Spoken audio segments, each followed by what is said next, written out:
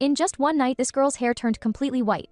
A moment ago, she was the revered saint who saved lives and was adored by all. The next moment, she was pulled down from her pedestal and humiliated by everyone. The girl shakily struggled to stand up. An evil power completely opposite to healing burst forth from her body. The girl laughed loudly at the sky. Saint or villain? I, Luya, swear I will never heal anyone again. The girl was originally the candidate saint of the temple Luya, to save the dying boy she admired. She unhesitatingly transferred all his wounds to her own body, only to be betrayed by the boy she adored. While her best friend chose that moment to turn against her, stealing her boy and defaming her reputation, watching the silhouettes of the despicable couple walking away. In this moment, she finally awakened, realizing everything had been her one-sided affection. Now flashes of her friend and the boy's false kindness toward her appeared in Luya's mind, only to shatter in an instant. She collapsed on the ground in near despair. The next second, her once golden hair instantly turned silver white. Legend has it that hundreds of years ago, when a plague ravaged the kingdom, a young girl with healing abilities saved the country's people, and the world called her the Saint. To worship her for generations, they established a temple. They summoned females with healing abilities like the Saint as saint candidates. The most outstanding candidate would become the true saint, enjoying the same status as the royal family. But now, although there were many saint candidates in the temple, the position of saint had been vacant for 10 years because for a long time no candidate had appeared with matching abilities. Before Luya became an orphan, becoming the saint was her lifelong dream. But Luya's gaze darkened, stroking her now white hair, which had not changed back since that incident. Perhaps it was because healing that scoundrel had depleted her power, combined with the mental shock when Luya thinking. A sharp pain shot through her chest. From a distance came the sneers of several people, mocking her as a defective saint who now even had white hair. The arrivals were people who had bullied her for a long time. They were all saint candidates, but most who awakened healing abilities were noble women. She was an exception. As an orphan, she had always been bullied in the temple. Previously, whenever these people bullied her, her good friend Alina was always there to protect her. But now she understood that the culprit behind everything was Alina herself. Thinking of this, Luya put down her teacup. She used to fear these people, which was truly foolish. The woman opposite was still shouting that this was a place for saint candidates to rest, not somewhere someone like Luya should be. Luya looked up in irritation. These women were truly noisy. Her finger exerted a bit of pressure, and the woman opposite held up her bloodied, mangled hand, screaming as she backed away. This was the other ability Luya had hidden until now. People only knew her healing ability would transfer others' injuries to herself, making her a defective saint. But what they didn't know was that Luya could also transfer the injuries she took on to other people. Before becoming an orphan, when she accidentally transferred this power to her mother, she secretly vowed never to use it a second time. But now, she no longer wanted to be the saint who saved the world. Luya stood up, looking down at the woman wailing on the ground, contempt flashing in her eyes. The burn she had just given that woman was only minor, and this burn that had been transferred to her was from long ago.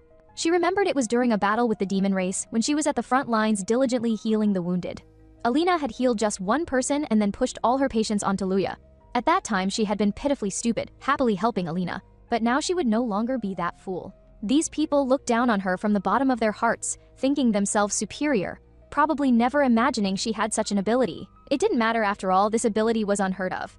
Luya lightly waved her finger and healed the woman's injury. She just wanted to let those who bullied her know that she, Luya, was not easy to bully. For now, she couldn't completely break ties with these people. Luya turned around gracefully and left, but on the way back to her bedroom, someone blocked her path. It was actually His Highness the Second Prince. The Second Prince indicated he had something to tell Luya in private, regarding secrets hidden within the temple. Luya suspiciously stared at the Second Prince, wondering what qualifications she, a defective candidate saint, had to learn the temple's secrets with His Highness. The Second Prince smiled very amicably, saying she absolutely had the qualifications to understand, and expressed his desire to cooperate with Luya. Puzzled, Luya followed the Second Prince to the palace courtyard, her first time visiting the palace. The Second Prince gentlemanly pulled out a chair for Luya to sit. Seeing Luya's serious face, the Second Prince chuckled lightly. With just the two of them there, he told Luya to simply call him Sven. Since they would be collaborating, there was no need to keep the atmosphere so tense. Luya protested quietly that she hadn't decided to cooperate with the Second Prince yet. The Second Prince just smiled confidently. After a brief silence, the Second Prince began speaking. Since last year, the spreading monster disasters had seemed strange to him. After all, magical beasts were creatures that only existed in certain forests and wilderness of other countries. Until now, they had never appeared in their country, but recently monster incidents had been frequent throughout their nation. Luya's expression grew serious. Could someone be using monsters as a front to attack the people? The Second Prince nodded, agreeing with Luya's perspective. And he suspected this shadowy mastermind was the temple's highest authority, the High Priest. Luya stood up abruptly, staring at the Second Prince in disbelief. How could it possibly be the high priest? After her family died of illness, it was the high priest who had taken her in. But thinking again, if even her best friend could betray her like that, what was impossible? She lowered her head, saying she had lost composure just now, but she didn't understand. If what the second prince said was true, what was the high priest's purpose? The second prince continued explaining. Of course it was to increase the temple's popular support. The more injured people there were, the more opportunities saint candidates had to heal citizens. The people's faith would concentrate on the temple, its prestige equaling or even surpassing the royal families, and the high priest could control the entire country. And this wasn't just the high priest's plan. It was also connected to the 3 great noble families who had long donated to the temple. Leading them was the Earl of Lace family. Luya was shocked. That was Alina's family. However, they still hadn't found crucial evidence. So he wanted to ask Luya to help him expose the evil deeds of the 3 noble families and the high priest. Luya remained wary, asking why the second prince would seek her out. The second prince smiled broadly, saying he had been watching Luya for some time. Luya had the ability, not referring to her healing power, but her punishment ability. Luya was startled. She had never told anyone about her ability. Yet the second prince knew. It seemed this prince was truly not to be underestimated. Luya said she would consider it as she didn't yet trust the second prince. The second prince still nodded with a full smile. On the way back, Luya was still pondering the second prince's words. She couldn't misjudge again this time. She needed to confirm the truth herself. But at the corner, she saw Alina being intimate with a man. Alina was embracing the man, brazenly claiming she had saved him. Luya angrily hid behind the wall. It was clearly she who had risked death to save this man. She couldn't be bothered with this despicable couple anymore and turned to leave, but was called to stop by the high priest behind her. She was once the exalted Saint Luya, revered by all, but suddenly pulled from her pedestal and humiliated. After being betrayed by both her crush and best friend, the girl awakened her villainous nature, yet was recognized by the discerning second prince of the empire, who invited her to cooperate, to uncover the mastermind plotting to overthrow the imperial royal family. And the man standing before the girl was the second prince's suspect, the high priest. Like most citizens, Luya once thought the high priest was gentle and beloved by the people. But after her conversation with the second prince, she suddenly realized she might have been wrong. For a long time, she had been working tirelessly to heal injured citizens, never resting for a day. But the high priest seemed to take it for granted. Now it appeared all this was probably just to concentrate the people's faith on the temple, to overthrow the empire and control the entire country. With a heart full of concerns, Luya bid farewell to the high priest and went to the palace library, wanting to research some temple materials, but ran into the second prince. The second prince smiled brightly, saying if she wanted to investigate who was controlling monsters to attack humans from the border, he could recommend someone to assist Luya, then introduce the man behind him as Jiki from the commoner district of the western country. Luya fell into thought, having heard that historically the royal family had been reluctant to employ foreigners, yet Prince Sven seemed to have no such prejudice. She then bowed to thank the second prince. The second prince suddenly leaned close to Luya's ear, quietly reminding her that if the high priest made any moves, it would surely be in the dead of night. With that, he waved and left, but as he turned away, he touched the red earring on his earlobe and muttered, "Could it be her? My goddess." The next day, on a dark, windless night, Luya, cloaked and holding a candle, quietly approached the temple's forbidden area. After searching for a while without finding any suspicious personnel, just as she was about to leave, she spotted a furtive shadow. She cautiously extinguished her candle and followed the shadow to the prayer tower, where it finally stopped, speaking with a contact about something. This prayer tower was originally scheduled for demolition, apparently just a cover for their activities. When she clearly saw who was meeting with the shadow, Luya was shocked. It was the high priest's assistant, and the person speaking was using the border language. Fortunately, Luya had learned some border language from Jiki in advance, so understanding a bit wasn't a problem. As she thought this, Luya saw the prayer tower's main door open and quickly close again. But she clearly saw the high priest inside. To uncover the temple's evil secrets, the former Saint Luya transformed into a villain because she discovered the temple's ugly deeds. The originally pure high priest, worshipped by all, was actually heinously sinful, just to overthrow the empire's rule, using monsters as tools to push citizens into danger, then posing as a saint, saving people from disaster, providing treatment for the injured, thus manipulating public opinion to control the entire empire. And now Luya was step by step approaching the truth, hiding in a corner. She stared intently at the now closed door she had clearly seen, the high priest inside with foreigners from the border, plotting something. She boldly pulled her hood lower and walked out, looking at the assistant guarding the door, weakly claiming she was a new maid who had gotten lost. Seeing the assistant relax his vigilance, Luya stepped forward, her hands firmly gripping the assistant's hands. The next moment, the assistant was shocked, clutching his head in pain before fainting. Luya looked at the fallen man and coldly snorted. This excruciating headache was something she had once experienced herself. She then quietly entered the door and hid in a corner. After listening to the high priest's conversation with the border people, Luya fell into thought. The high priest had actually hired people to control monsters to attack villagers to raise his own reputation. So the mastermind behind all this truly was the revered high priest. Luya clenched her clothes, suppressing her anger. Suddenly, she heard another familiar voice. She raised her head, eyes widening in disbelief. The newcomer was actually her former friend Alina, who complained somewhat dissatisfiedly about still being just a saint candidate, saying she really wanted to quickly become the true saint. The high priest beside her darkened his face, saying the plan had just begun, reminding her not to forget his betrothal to the Knight Commander, which the high priest had promoted behind the scenes. Luya, hiding in the shadows, almost made a sound in shock. She hurriedly covered her mouth, feeling a chill in her heart. Alina had actually conspired with the high priest to compete for the saint position. Then Alina spoke again with contempt. Only a hero like Sir Gallic was worthy of her as the saint, yet the self-unaware Luya liked Sir Gallic too, which was truly annoying.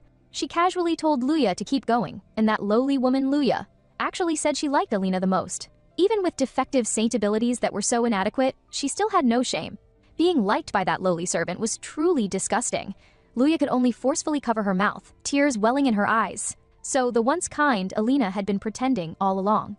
She had trusted Alina so much, but before Luya could continue grieving, the high priest continued to pour salt on her wounds, shrugging and saying Luya wasn't so bad. She was at least an obedient puppet. Controlling monsters was just the beginning. Their true purpose was. When she heard the true purpose, Luya sat up straight trying to hear more clearly, but bumped the wooden box beside her. A crisp impact sound startled everyone. The high priest pointed at the box in panic, shouting, "Someone's over there!" to expose the temple's crimes, and for her own revenge, the girl banished from her mind. The scenes of past humiliation. Looking at the man across from her, hand extended waiting for her response. She resolutely extended her own hand, gritting her teeth and saying she was willing to cooperate with His Highness, the Second Prince. The girl was originally the temple candidate Saint Luya, after being betrayed by both her best friend and her crush. She was drawn into the temple's conspiracy. To collect evidence, Luya secretly infiltrated the temple's forbidden area, eavesdropping on the high priest's conspiracy, but was almost discovered. Fortunately, the Empire's second prince saved her just in time. And now the second prince was smiling broadly, because with Luya's cooperation, he would surely collect powerful evidence to prove the high priest's vile actions. The next day, newly awakened Luya rubbed her sleepy eyes, recalling last night's dangerous secret meeting. She understood what she needed to do. As she got up, she turned to see a key on the table when they parted last night. His Highness Prince Sven had given her the key. This key is a key that opened the door to a secret greenhouse deep in the palace courtyard that belonged only to the second prince, and told Luya that their future plans would be made there, meeting at 3 o'clock today without fail, with the second prince waiting for her. Thinking of this, Luya took the key and left. She had to stop the high priest and Alina's plan. After avoiding crowds along the way, Luya arrived at the greenhouse door as promised. She took out the key to open the door, peering inside, to see the second prince leisurely drinking coffee. The second prince looked at Luya tenderly, pulling the seat beside him, asking Luya to sit next to him, and welcomed her to his secret greenhouse, his childhood secret base, which few people knew existed. Luya was somewhat puzzled, asking if it was really all right for the second prince to bring her to such an important place. The second prince was very confident, saying that since they were now accomplices, they should share secrets. Since they were now in a cooperative relationship, Luya shouldn't be so formal, and they needed to maintain a good relationship going forward. He generously stated that Luya could freely enter and exit this place in the future and could come here to read books next time. Luya was a little wary. Did the second prince see her shocked expression when she saw the bookshelf in the library? She really could not hide anything from him. The second prince just smiled with satisfaction, then got down to business, taking out a stack of documents and handing them to Luya, pointing to a man in the documents and explaining that this man was one of the 3 great nobles working with the high priest. Luya accepted the documents with confusion. Looking at the introduction, the man was Viscount Roz, well known in noble social circles, a recognized playboy with countless rumors, but also a controversial man. Despite having a family, he was a serial adulterer, with rumors of separation from his family. Recently, he had conducted material trades with the Western country in his personal name, but that trade was just a smokescreen. Some of the supplies transported by Viscount Roz were secretly diverted to the Yuan tribe on the border. Luya thought for a moment the Yuan tribe from the border could control monsters. Perhaps those secretly delivered supplies were payment for their services. The second prince nodded in agreement, adding that not only that, the person who arranged for the Yuan tribe to control monsters, making them mix with the goods, and bring them back to the country was also him. Luya angrily gripped her arm, saying the citizens were suffering terribly from the monster disasters. These people were truly unforgivable. The second prince chuckled, seemingly sensing Luya's concern, saying that if they could get evidence of Viscount Roz's transactions, they could expose his evil deeds. He took out an invitation card saying Viscount Roz was hosting a birthday ball soon, and they could use the ball to gather evidence. The second prince knelt down, smiling as he invited Luya. Would she be willing to be his dance partner and share a dance with him?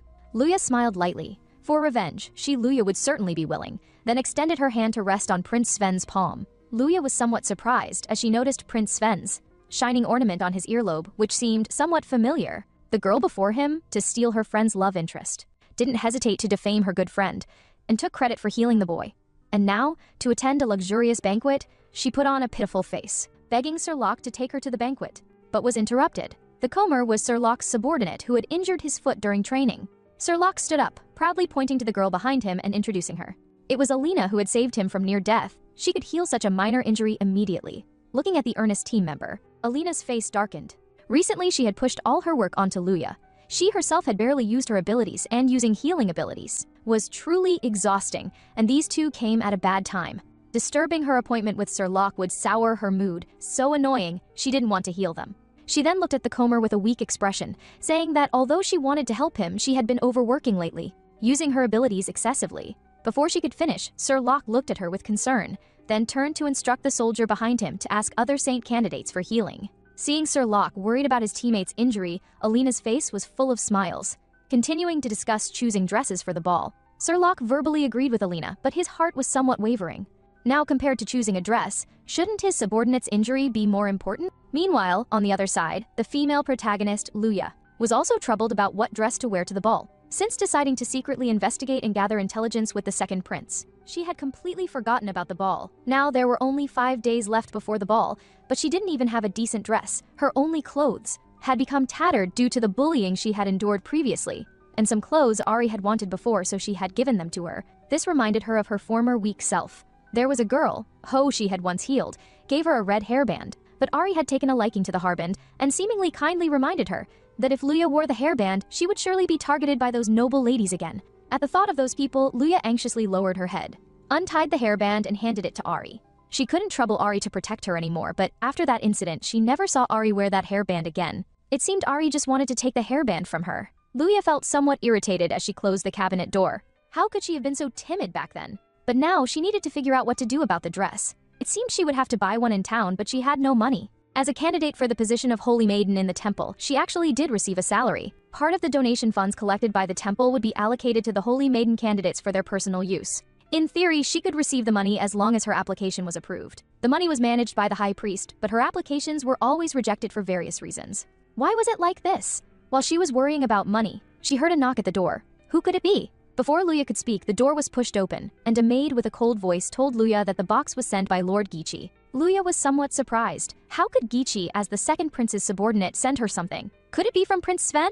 As she was thinking, the maid opposite her threw the box on the ground. She grumbled with displeasure, "Don't know what's in this box, it's so heavy." The key thing was that this item was sent to Luya by Lord Gichi, who was extremely popular among the maids. They all said Luya couldn't walk straight whenever she saw a man. Could it be that Luya had seduced Lord Gichi? Hearing the maid's curses, Luya became calm, cupping her chin in thought, wondering what kind of suffering she should inflict on the maid. This maid was as impolite as ever, but this punishing ability was prepared for her revenge, so she should be more cautious. Still, it felt somewhat uncomfortable to just let her go like this. Looking at the disdainful maid, Luya admonished her with a solemn expression, stating that what she had just said was not only slandering her Luya, but also slandering Lord Gichi, and she must apologize. The maid, however, refused to apologize with an unhappy face. Luya calmly continued, saying that Lord Gichi was Prince Sven's most loyal subordinate. Slandering Lord Gichi was equivalent to slandering Prince Sven. How dare a mere maid discuss the imperial family? The maid was so angered by Luya's words that she clenched her fists, and quickly explained that she had not slandered Lord Gichi. Luya shook her head helplessly, saying that if she hadn't slandered the lords, then she was slandering her Luya.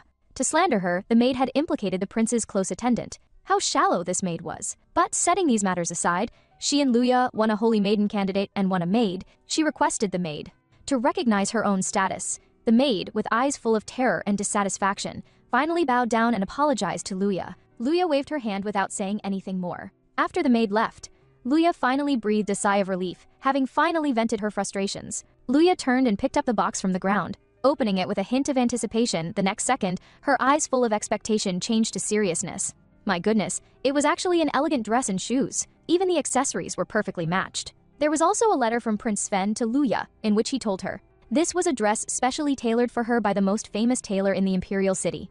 Most importantly, Prince Sven thought that Luya had never rested. So he had presented a permit through an official, requiring the temple to allow Luya to take a long vacation. Everything was handled through proper procedures.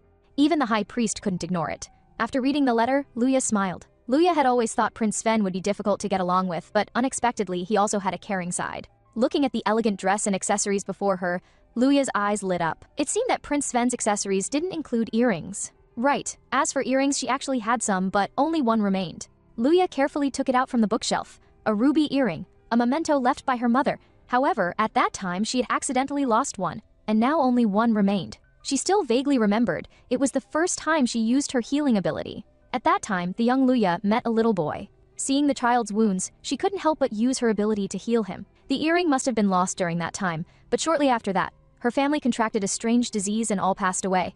Luya looked at the earring in her palm and immediately put it on her ear, silently vowing. She was no longer weak and easily bullied. This mission must succeed. The day of the ball arrived in the blink of an eye. Due to his status, Sven had gone to the venue first. But unexpectedly, he had specially arranged a carriage to pick up Luya, and even let Lord Gichi escort her. After boarding the carriage, Luya looked awkwardly at the serious Gichi. When she had previously met Lord Gichi, she felt he was rather taciturn, and now with just the two of them it was somewhat awkward, making Luya even miss the cheerful Sven. Luya turned her head to look out the window. Tonight's moon was covered by clouds, giving a somewhat inauspicious feeling. Soon the carriage arrived at the destination, and Gichi respectfully helped Luya down from the carriage. Luya then saw Prince Sven already waiting at the entrance. Prince Sven's smile was as bright as flowers, radiating like a god. Indeed, Prince Sven in formal attire really showed his nobility as a prince. However, standing beside the elegantly dressed prince suddenly made Luya feel tremendous pressure.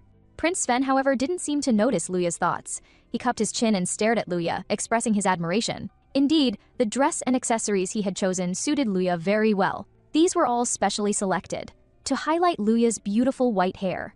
Luya, however, felt a bit of desolation, lowering her head to thank Prince Sven. But she hoped Prince Sven wouldn't say these pleasantries anymore. Her originally golden hair had all turned white overnight. Surely it looked strange and ridiculous? Prince Sven, however, showed a face full of heartache, gently stroking her white hair. This white hair was proof of her power gained through hardships. Luya should be proud of it. Those who mocked her just didn't know how to appreciate it. Moreover, Luya's hair color was similar to his. Sven smiled and pointed to his own hair. Luya then also smiled happily. Sven, seeing Luya finally smile, held her hand and turned to enter the banquet hall. Standing in the venue, Luya felt somewhat at a loss. Prince Sven, however, leaned closer to her, whispering in Luya's ear, indicating for her to look over there.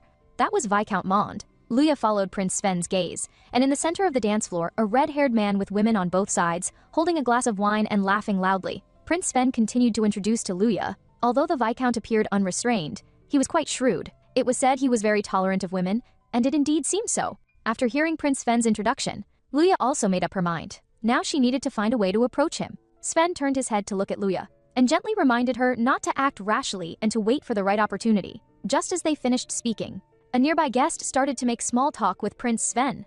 As a prince of the empire, Sven had to socialize. It seemed that only Luya herself could move freely now. Luya vigilantly surveyed her surroundings, when a maid with an extremely poor complexion caught her attention. The maid didn't seem to be physically unwell, but rather as if she had something troubling her. Just as Luya was about to approach the maid to strike up a conversation, she was stopped by a familiar voice from behind. That voice made Luya's whole body shake. It was Ari's voice. Luya uncomfortably turned her head and saw the two people she least wanted to see. This pair of scoundrels had finally appeared. Luya turned around only to see Ari opposite her, still trying hard to appear friendly. Luya just felt nauseous. The things they had done to her back then were still vivid in her memory. Ari had done so many terrible things to her behind her back, yet still maintained a close appearance on the surface. Ari, opposite her, still with an innocent face, sympathetically asked Luya. Was Luya coming alone, seemingly without a male companion? Attending the banquet alone? Wouldn't she feel lonely? As she spoke, she looked at Lord Rock with a coquettish expression. Luya couldn't be bothered to even glance at the green tea girl, ignoring Ari's inquiry. Ari, however, continued to mock Luya's white hair, saying it looked like an old lady's hair, then laughed loudly at Luya. Luya's expression instantly changed. Just as she was about to get angry, the gentle Prince Sven's voice echoed in her mind, and she coldly replied, "Doesn't Ari like white hair? I quite like this white hair, even more than my original hair color." Hearing Luya's response, Ari wanted to say something more, but was interrupted by Lord Rock beside her. He advised Ari, being such a kind person, not to greet this kind of person. Ari, however, acted coquettishly with Lord Rock, insisting on going forward to cause trouble for Luya. She scrutinized Luya from head to toe, continuing to mock Luya, saying her dress and accessories today were very beautiful. Could they have been given to her by some wild man? And she was even wearing beautiful earrings. Ari reached out to pull off Luya's earring. A wave of bad memories rushed into Luya's mind. Luya fearfully closed her eyes, backing away continuously, only to find herself retreating into a gentle embrace the next moment. Luya opened her eyes to see Prince Sven's handsome face. Prince Sven was smiling at her and turned to greet the two people opposite. Lord Rock opposite, however, anxiously bowed to Prince Sven. The green tea girl changed her face in an instant, lavishly curtsying to the prince. Sven, however, still smiled and stared at Luya, and generously admitted that he was Luya's escort today. Ari looked at the two with disbelief. What was more frustrating was that, after people at the banquet discovered that Luya was the prince's companion, they all began to express goodwill toward Luya. Ari could only conceal the hatred in her heart, and on the surface, she purely and cheerfully praised Prince Sven, saying Prince Sven was truly kind and hoped he would look after Ari in the future as well. Prince Sven maintained a friendly smile throughout, and even nodded. With that, Ari pulled Lord Rock, intending to go dancing. Just as Rock was about to follow Ari away, he was stopped by Prince Sven from behind. Sven lightly leaned close to Rock's ear, mentioning that Rock's father was once an excellent knight. Rock also lived up to the name of a hero, establishing outstanding military exploits. Rock responded anxiously that this was what he should do. Prince Sven, however, suddenly changed his tone, stating that he felt Rock seemed to be easily deceived, especially in judging women, which still needed improvement. Having said that, Sven didn't give the stunned Rock another glance, and left with his arm around Luya. Behind them, Ari clenched her fists tightly, watching Prince Sven and Luya's retreating figures, gritting her teeth and saying, "Luya, what do you have to be proud of? I will definitely not let you off." On the other hand, while everyone was watching the people dancing gracefully in the center of the stage, Luya stared nervously at the maid with an unusual expression in the crowd. That was the maid she had not been able to talk to earlier. Her gaze moved downward and suddenly she saw with horror the maid tightly gripping a fruit knife in her hand. Luya quickly pushed Sven beside her, indicating for him to look at what was in the maid's hand. The maid seemed to be mumbling, "Kill him, kill him," stepping one by one towards Viscount Mond. It seemed she was seeking revenge. Everyone was dancing gracefully and there was no cover around Viscount Mond. They had to stop her first. The maid was still mumbling. Just as she was about to approach the Viscount, someone grabbed her wrist from behind and took the knife from her hand. The maid turned her head in fright, finding that the person was Prince Sven. She quickly tried to explain. Prince Sven, however, brought her to a quiet garden, asking her to tell him if she had any grievances. The maid sighed and began to narrate her tragic experience. The maid's name was Charlotte, born in the countryside. She was originally a servant of Viscount Mond. Although the Viscount had a bad reputation, the salary here was generous, and she needed this money to support her poor family. She had been here for 2 years without incident, but because she was getting married, she planned to resign from this job. Prince Sven curiously asked who her fiancé was. The maid answered honestly it was her childhood sweetheart, Alan. He had opened a bakery outside the Imperial City. In fact, she also wanted to marry Alan and run the bakery together. But shortly after she mentioned resigning, the Viscount called her to his bedroom. As soon as she entered the bedroom, she was pushed onto the bed by the Viscount. The maid continued her narrative with sobbing. She had tried to resist, but the Viscount throttled her neck and assaulted her.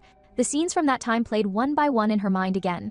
The maid was already sobbing uncontrollably. After hearing the maid's account, Luya clenched her fists and cursed the Viscount as a scoundrel. Sven, however, calmly asked her if she had told anyone else about this. The maid calmed down for a moment. Actually, she had been troubled for a long time but finally told Alan. Alan then went directly to confront the Viscount, wanting the Viscount to apologize. Alan said he must seek justice, but how could the Viscount let them off?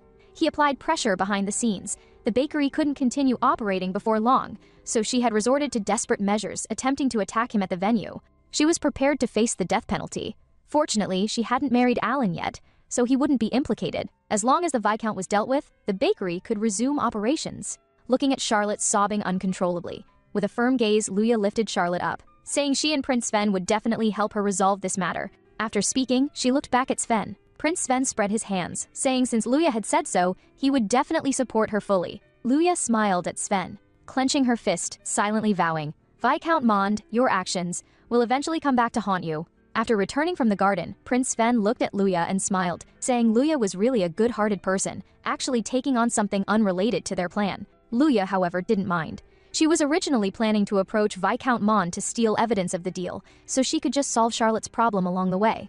Just along the way? Prince Sven shook his head. He felt that Luya cared more about solving Charlotte's problem. He hoped Luya's kindness wouldn't affect their future revenge plan. Just then, a lively dance tune came from the music box upstairs. Sven grabbed Luya's arm and rushed into the dance floor. Dancing gracefully amid everyone's admiration and praise, In the corner, Ari was extremely angry, hearing everyone's praise for Luya.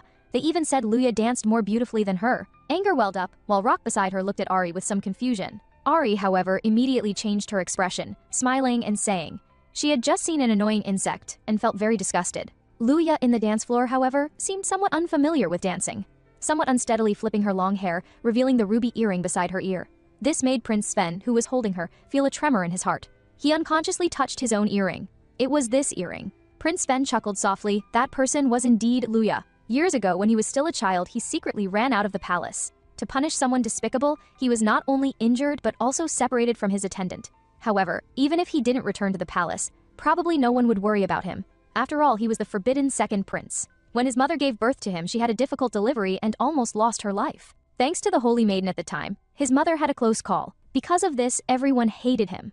Everyone only cared about his elder brother, while no one cared about him. Just as he was injured, lonely and desolate, a little girl entered his world, looking at his injured leg with concern, saying she could help him heal, but after the healing, she herself would be in pain. At that time, Sven didn't understand. She had the same healing ability as the Holy Maiden candidate. But why would she be in pain afterward? Sven was quite stubborn, saying that such a small injury didn't require her to force herself anyway, no one would worry about him. But the little girl was determined, saying of course someone would worry. She would worry. After saying that, the girl quickly helped him heal his leg. After the girl left, she dropped a ruby earring. All these years, he had been searching for that girl with the only clue he had. But in this process, he accidentally touched upon the dark side of the temple and later became partners with Luya. He had always suspected whether the girl from back then was Luya, but after spending this time together, he gradually hoped Luya was her. The goddess who saved him back then was really the Luya before him. Sven carefully held his treasure. It was so great he had always wanted to see her. So many years had passed, she was still as kind as ever. If this kindness hindered his revenge, then those things Luya was unwilling to do, he would do them. As the dance ended, Sven gently embraced Luya, saying he would protect Luya from now on. Applause erupted from all around. Viscount Mond also applauded, staring at Luya with a look of intentness. That lewd gaze made Luya feel extremely uncomfortable, but how could she waste such a good opportunity? She needed to approach the Viscount and be alone with him to use her ability. An idea suddenly came to her mind. The lecherous Viscount opposite began to bluster, pointing at Luya and asking Sven, "This isn't the prince's fiancée, right? She's so beautiful, giving people a dangerous charm that makes them want to pick her." Then the Viscount lightly lifted Luya's chin. Sven beside was full of disgust and anger, but still maintained a smile on his face, forcefully slapping away the Viscount's extended slimy hand. Squeezing out a smile that could barely be called one, although Luya wasn't his fiancée, she was his companion tonight, the Viscount should speak politely. Luya beside moved closer to Sven, quietly telling Sven to let her handle it. Before Sven could continue to be shocked, Luya elegantly curtsied to the Viscount and began to talk nonsense. She was just a commoner. How could she be worthy of Prince Sven? Actually, she admired the Viscount and wanted to be closer to him. The Viscount swallowed and heard Luya move closer, whispering in his ear that she wanted to give the Viscount a private birthday celebration. This tempted the Viscount to the point of excitement, and he scurried off to wait for Luya in the room. Watching the Viscount walk away, Luya finally breathed a sigh of relief, remarking that seduction was indeed not an easy technique. She had not noticed that behind her, Sven's face had already turned ashen. With a somewhat ferocious smile, he grabbed Luya's hand and wiped clean every spot that had touched the Viscount. After wiping, Sven sighed, although he knew from the beginning that Luya wasn't the kind of princess who would wait for others to protect her. This feeling really annoyed him. Sven held Luya and began to instruct her seriously, saying he would wait at the door and if anything unusual happened, he would enter immediately. After the two discussed and prepared thoroughly, Luya finally pushed open the door to the Viscount's room, just thinking about how to find the transaction documents before she could say anything. The Viscount pulled Luya over and pushed her down on the bed, staring at Luya beneath him with an evil eye, asking what her purpose was in approaching him. Luya was momentarily shocked to speechlessness. Had her and Prince Sven's plan been discovered? Luya, pressed under the Viscount, looked worried, thinking the Viscount had discovered her plan and was considering countermeasures.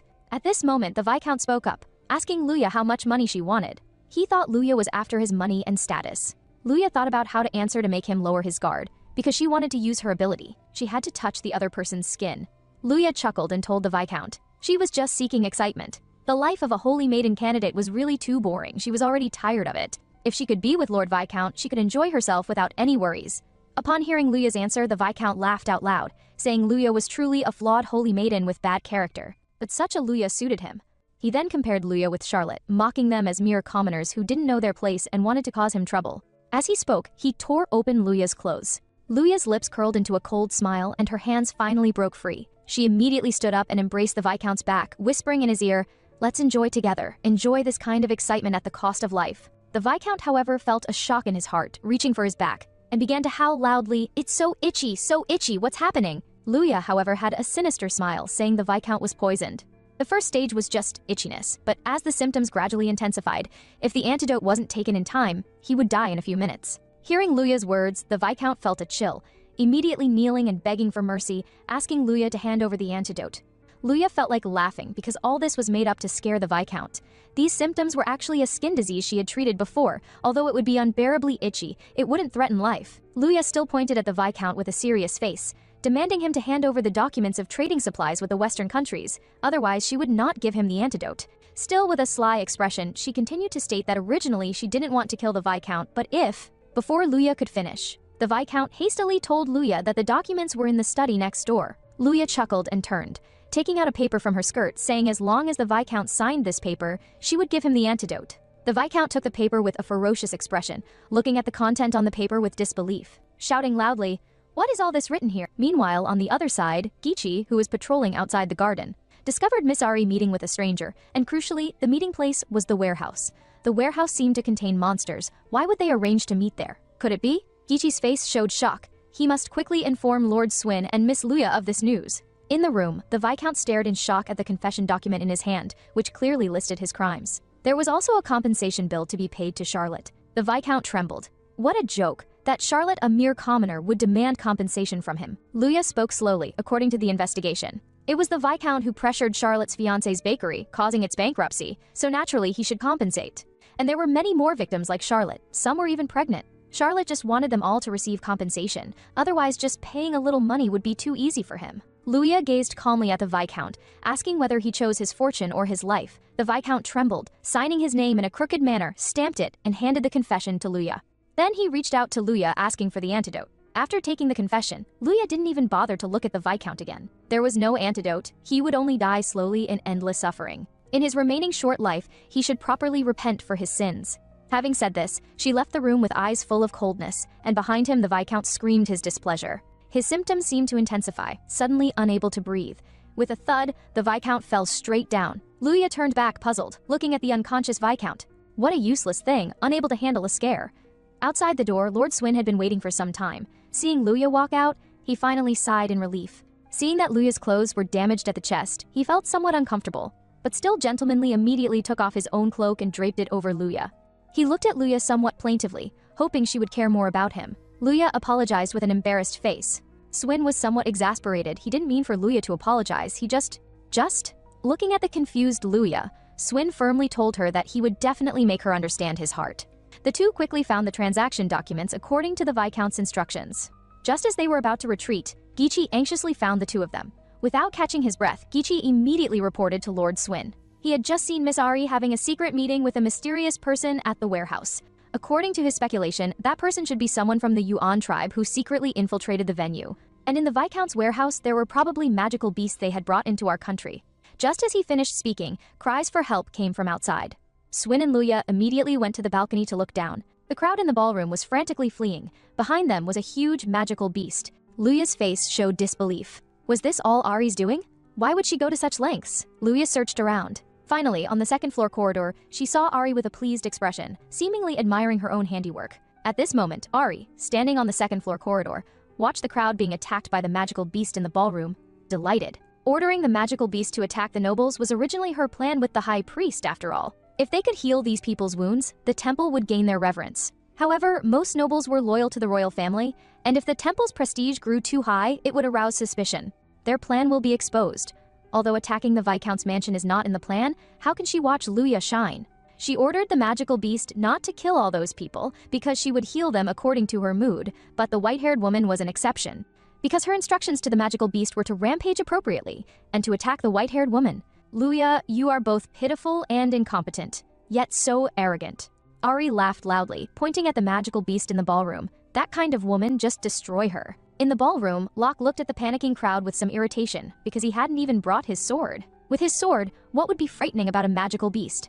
But since Ari told him he wouldn't need a sword at a birthday party, he didn't bring it. Now he needed to quickly find Ari, otherwise, such a fragile Ari would be in danger. On the other side, Sven took the sword from Gichi and immediately stood in front of Luya.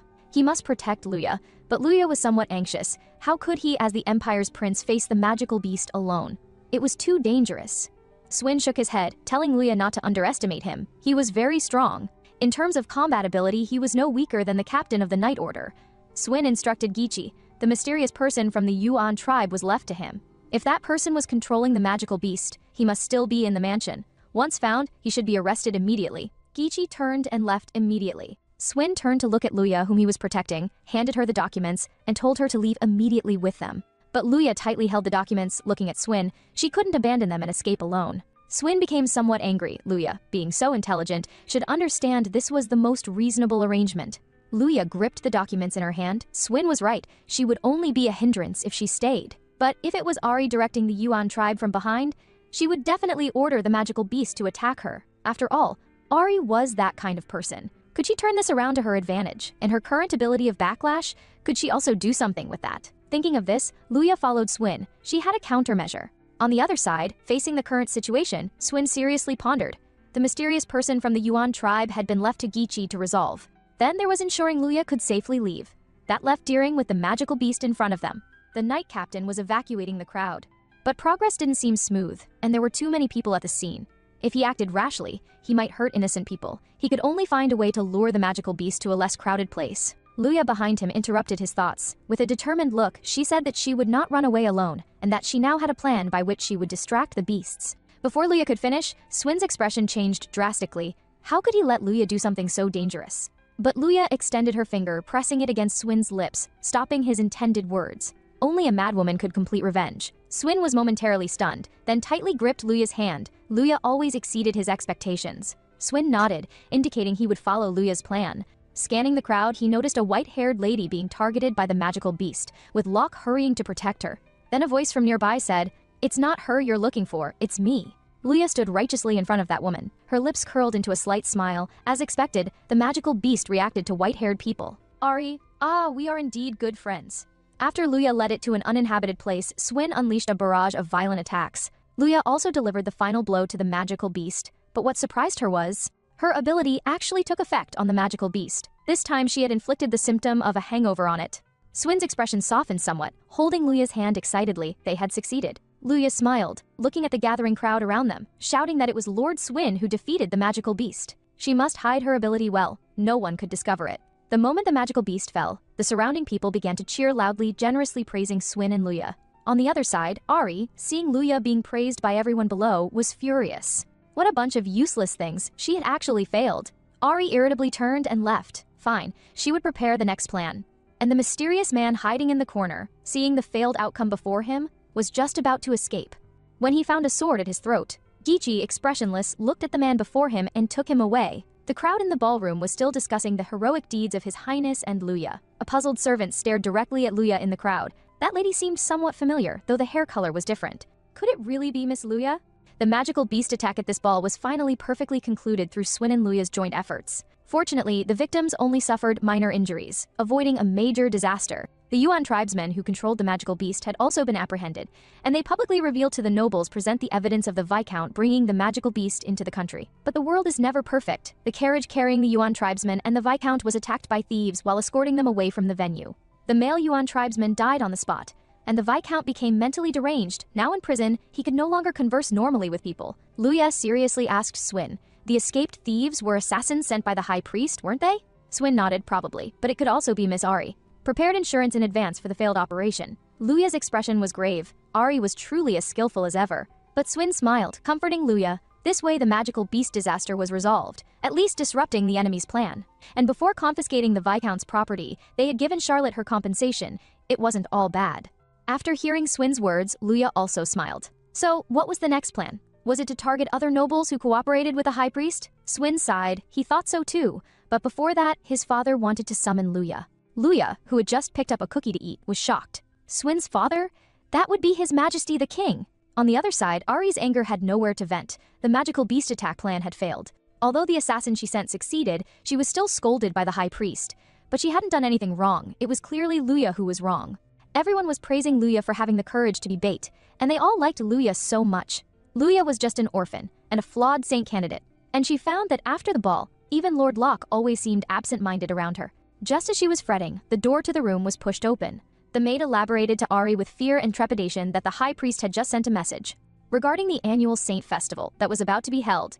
All saint candidates were required to attend. For 2 consecutive years, Miss Ari had been recommended by the temple as the Rose Princess.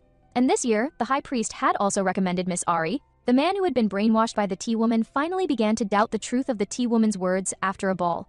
Was Luya really as deplorable as Ari said?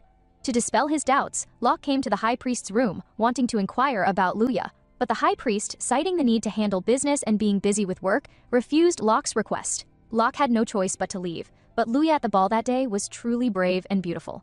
Locke shook his head frantically, trying to shake off Luya's image from his mind.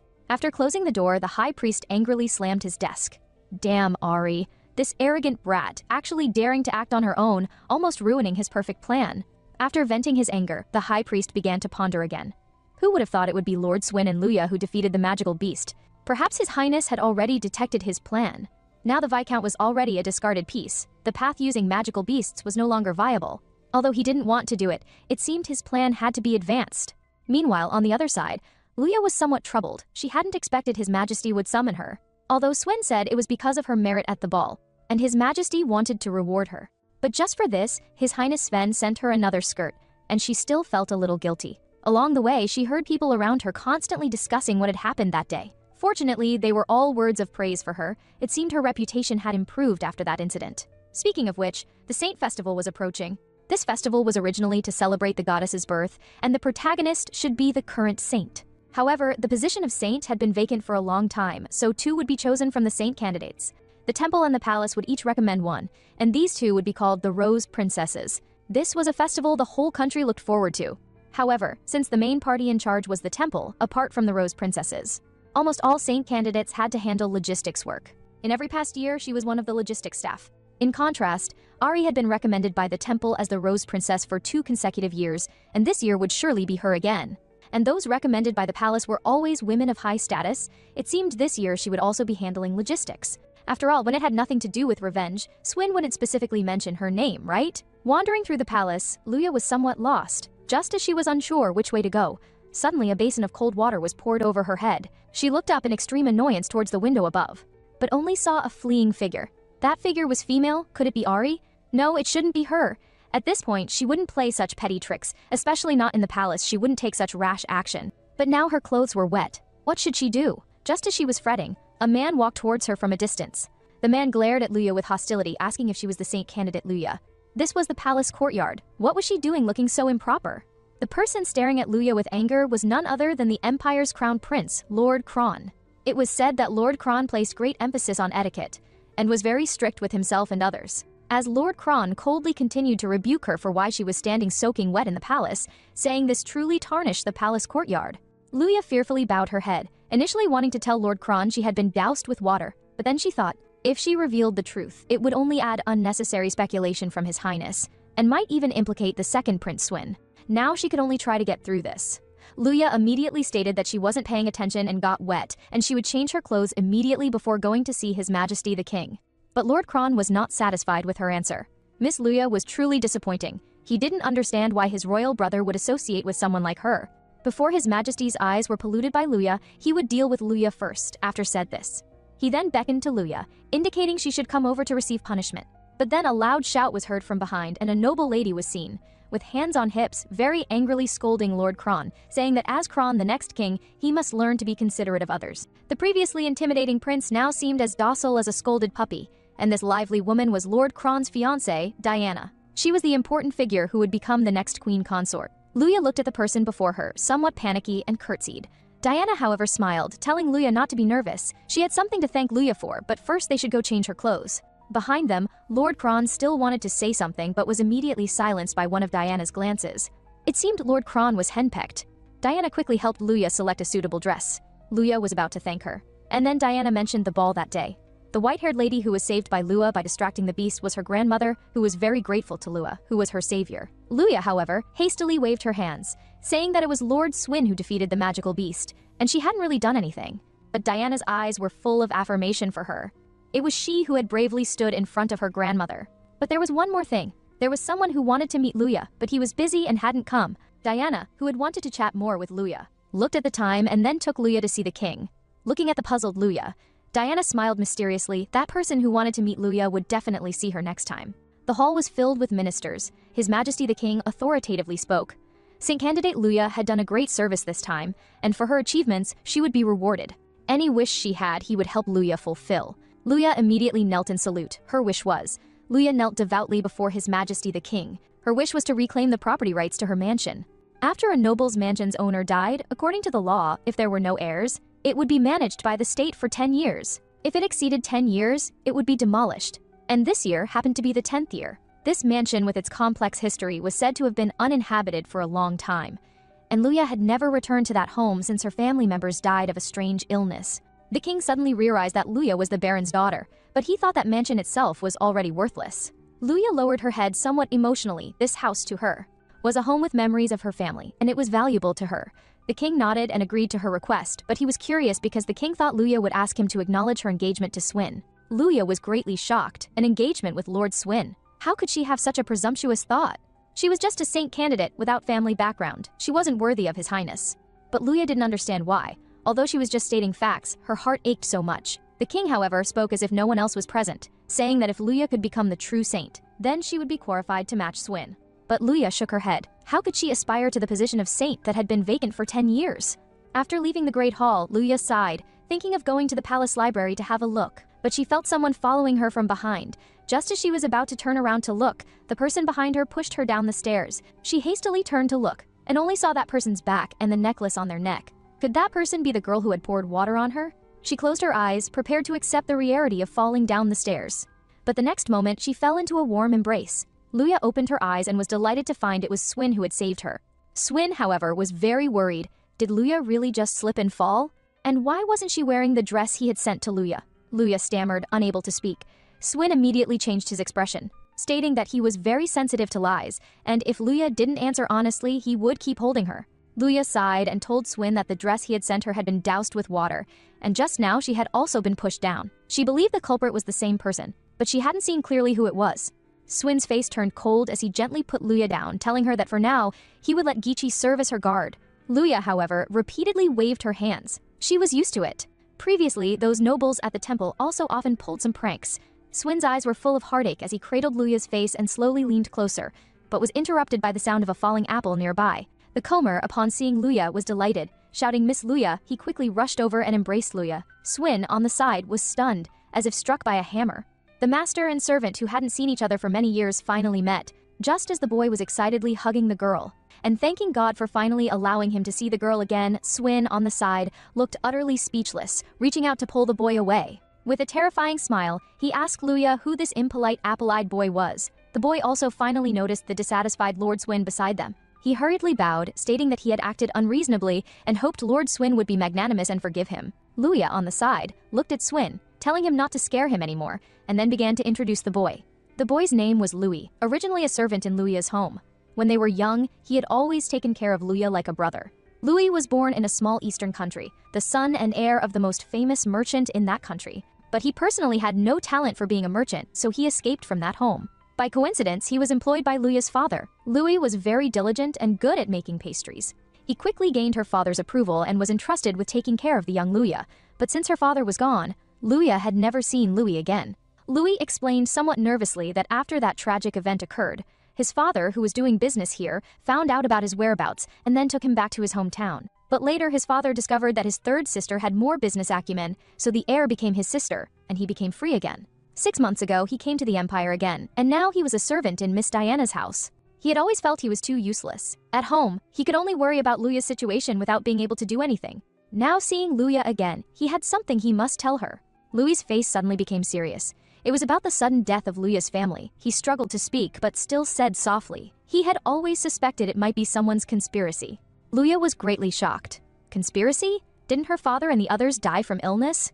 Louis continued, although it was vaguely handled as an unknown disease at the time, it was probably a man-made conspiracy. Just as Louis was about to tell Luya who was behind it, he was interrupted by a group of maids behind him. Louis had to arrange with Luya to tell her next time. Sven also looked somewhat worried at Luya. Luya, who rose early, hadn't slept well. Too many things had happened yesterday. Both Louis's matter and the mansion's matter were concerning. Just as she was thinking, there was a knock at the door. When the door opened, Luya found it was Gichi. It was Lord Sven's order for him to serve as her guard and protect her. Luya smiled. Was it because of the hostility someone had towards her in the palace earlier, so Sven sent someone to protect her? Lord Sven was truly overprotective of her. Gichi didn't say much, extending his hand to give her an envelope, and also stated this was from the palace to Luya. Luya took the envelope with some puzzlement. A letter from the palace? Could it be the property deed for the mansion? After opening the envelope, Luya was greatly shocked. After thinking of something, she hurriedly asked where Prince Sven was now. After receiving the answer, Luya excitedly ran all the way through the palace garden. She pushed open the door to her secret base with Prince Sven. The Sven in front of her, however, had a pampered look on his face, and it made him happy that Luya had come to him. Sven was just observing the white rosebuds that had just bloomed, immediately beckoning Luya to come and see. Luya, however, hurriedly opened the envelope, saying they could look at that slowly next time, but now they should first read the contents of this letter. Luya held up the recommendation letter nominating her as the Rose Princess, asking Sven somewhat incredulously if it was him who had recommended her. Sven's expression remained as usual as he shook his head, although he would have liked to do so. But actually, the one who recommended Luya wasn't him, but rather Prince's fiancée, Lady Diana, because of her merit in the monster-slaying incident. Many others had also recommended Luya. Except for a small number of people, it was almost unanimously approved. Sven, resting his chin on his hand, asked Luya curiously if she didn't want to become the Rose Princess. Luya sighed lightly. It wasn't that she didn't want to, but such a high-profile role seemed too great a responsibility for her. Sven looked at Luya tenderly, feeling that only she was worthy of that position, and he also wanted to see Luya wearing the Rose Princess dress. If Luya became the Rose Princess, it would also help their revenge plan. Luya looked at Sven in surprise as he continued. They could use this opportunity to consolidate Luya's position in people's hearts, and as Luya's words gained more weight, their accusations against the High Priest's evil deeds would become more powerful. Luya lowered her head to think, that was indeed correct, and if that was the case, she would perfectly play the role of Rose Princess, though she wondered who the other Rose Princess would be. Sven looked somewhat troubled, and regretfully said that this year the temple had again recommended Ali. At that moment, Ali was showing the Rose Princess's exclusive veil to Lord Rock, but Rock seemed somewhat distracted because the knights had received a rescue request about ruffians causing trouble in the street. Every year as the sacred festival approached, there would be troublemakers. Ali, however, didn't care at all, which annoyed Rock. Being pulled into her room at such a time was really a bit. He needed to execute his mission soon, but hearing that Rock wanted to leave, Ali became even more furious, saying that thugs should be handled by subordinates. After all, she had been selected as the Rose Princess. For 3 consecutive years, she asks Lord Locke which he thinks is more important, ally or the mission. Rock, however, could no longer control his emotions and told Ali that her attitude was inappropriate. Ali immediately became upset, with large teardrops finally falling. She asked if Lord Rock hated her. Seeing the pitiful Ali before him, Rock finally softened his heart. Meanwhile, Luya and Sven were still worrying, not knowing if Ali would do something during the sacred festival. And the culprit who had splashed water on her and pushed her down the stairs still hadn't been found.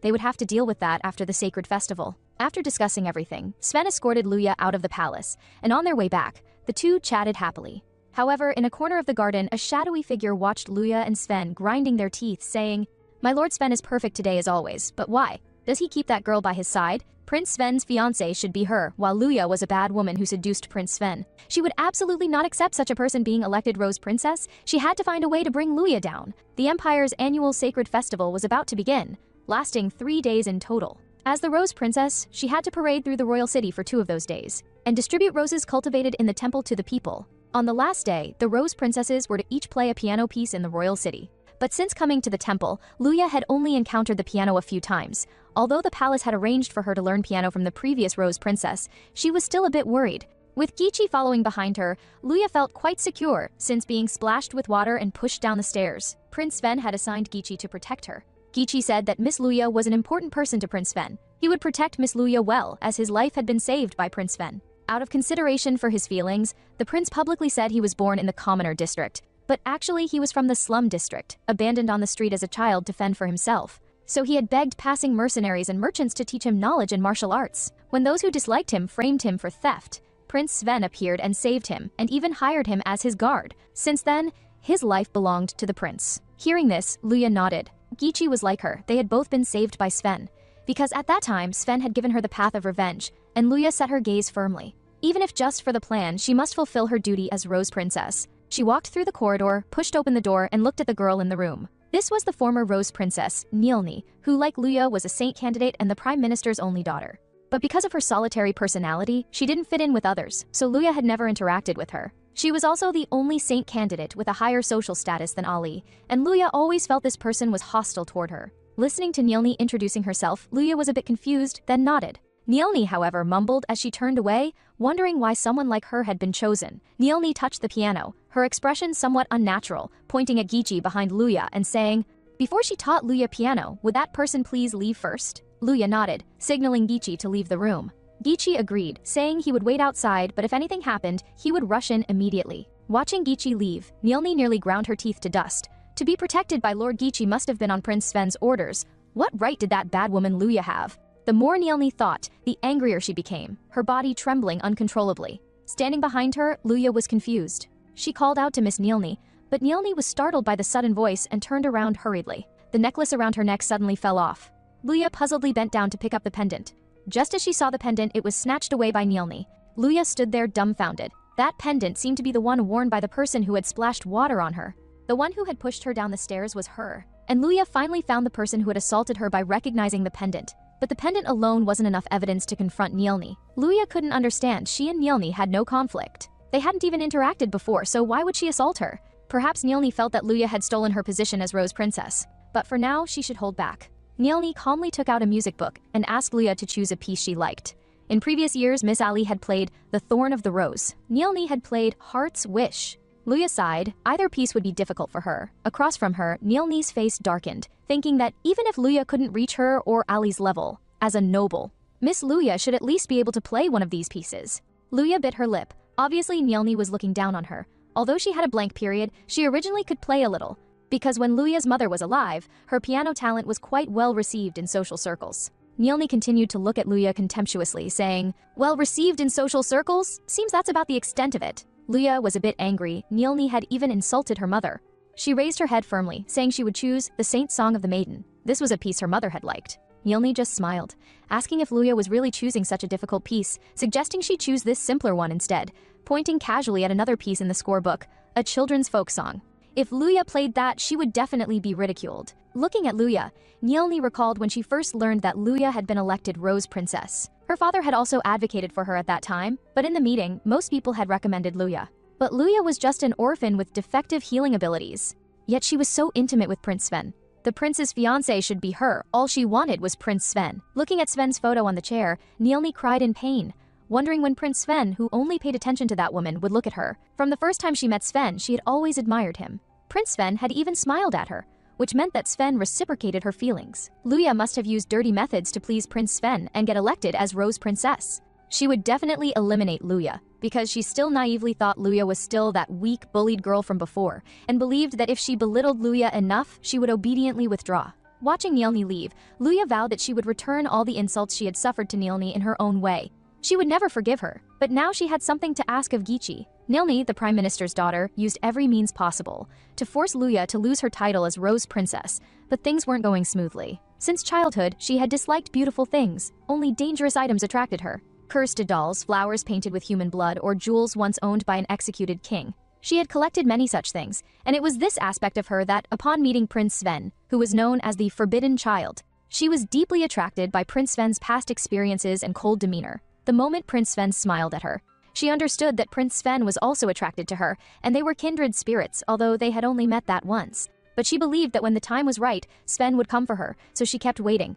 But why had she been robbed of her love by that defective saint? However, as long as Luya gave up her position as Rose Princess, she wouldn't hold grudges. 3 weeks had passed since she met with Luya that day, with the sacred festival in 3 days. Anyway, that woman wouldn't be able to play a decent piece, but when passing by the piano room, she was attracted by a beautiful melody. She herself couldn't master this piece perfectly, so how could? She became somewhat flustered. She pushed open the door of the piano room and saw Luya playing. Neilni instantly became angry, wondering why someone like her could play this piece. In her anger, Neilni forcefully pounded on the piano, but Luya ignored her. She had known how to play this piece since she was 7. It was the last piece her mother had taught her, although she hadn't planned to play it. Diana had suggested she play it, and to regain her former touch, she had consulted Lady Diana. So, Lady Diana had devised a series of devil training plans for her. She absolutely would not give up her position as Rose Princess, and Neilni, who only hurt others, was not qualified to be the Rose Princess or a saint. Hearing Luya's words, Neilni clenched her fists and walked away, still dissatisfied. Why did it feel like she had lost? She looked at Sven's portrait in her locket, feeling extremely pained. Then someone patted her from behind. She turned to find Miss Ali, who put her arm around her and whispered in her ear.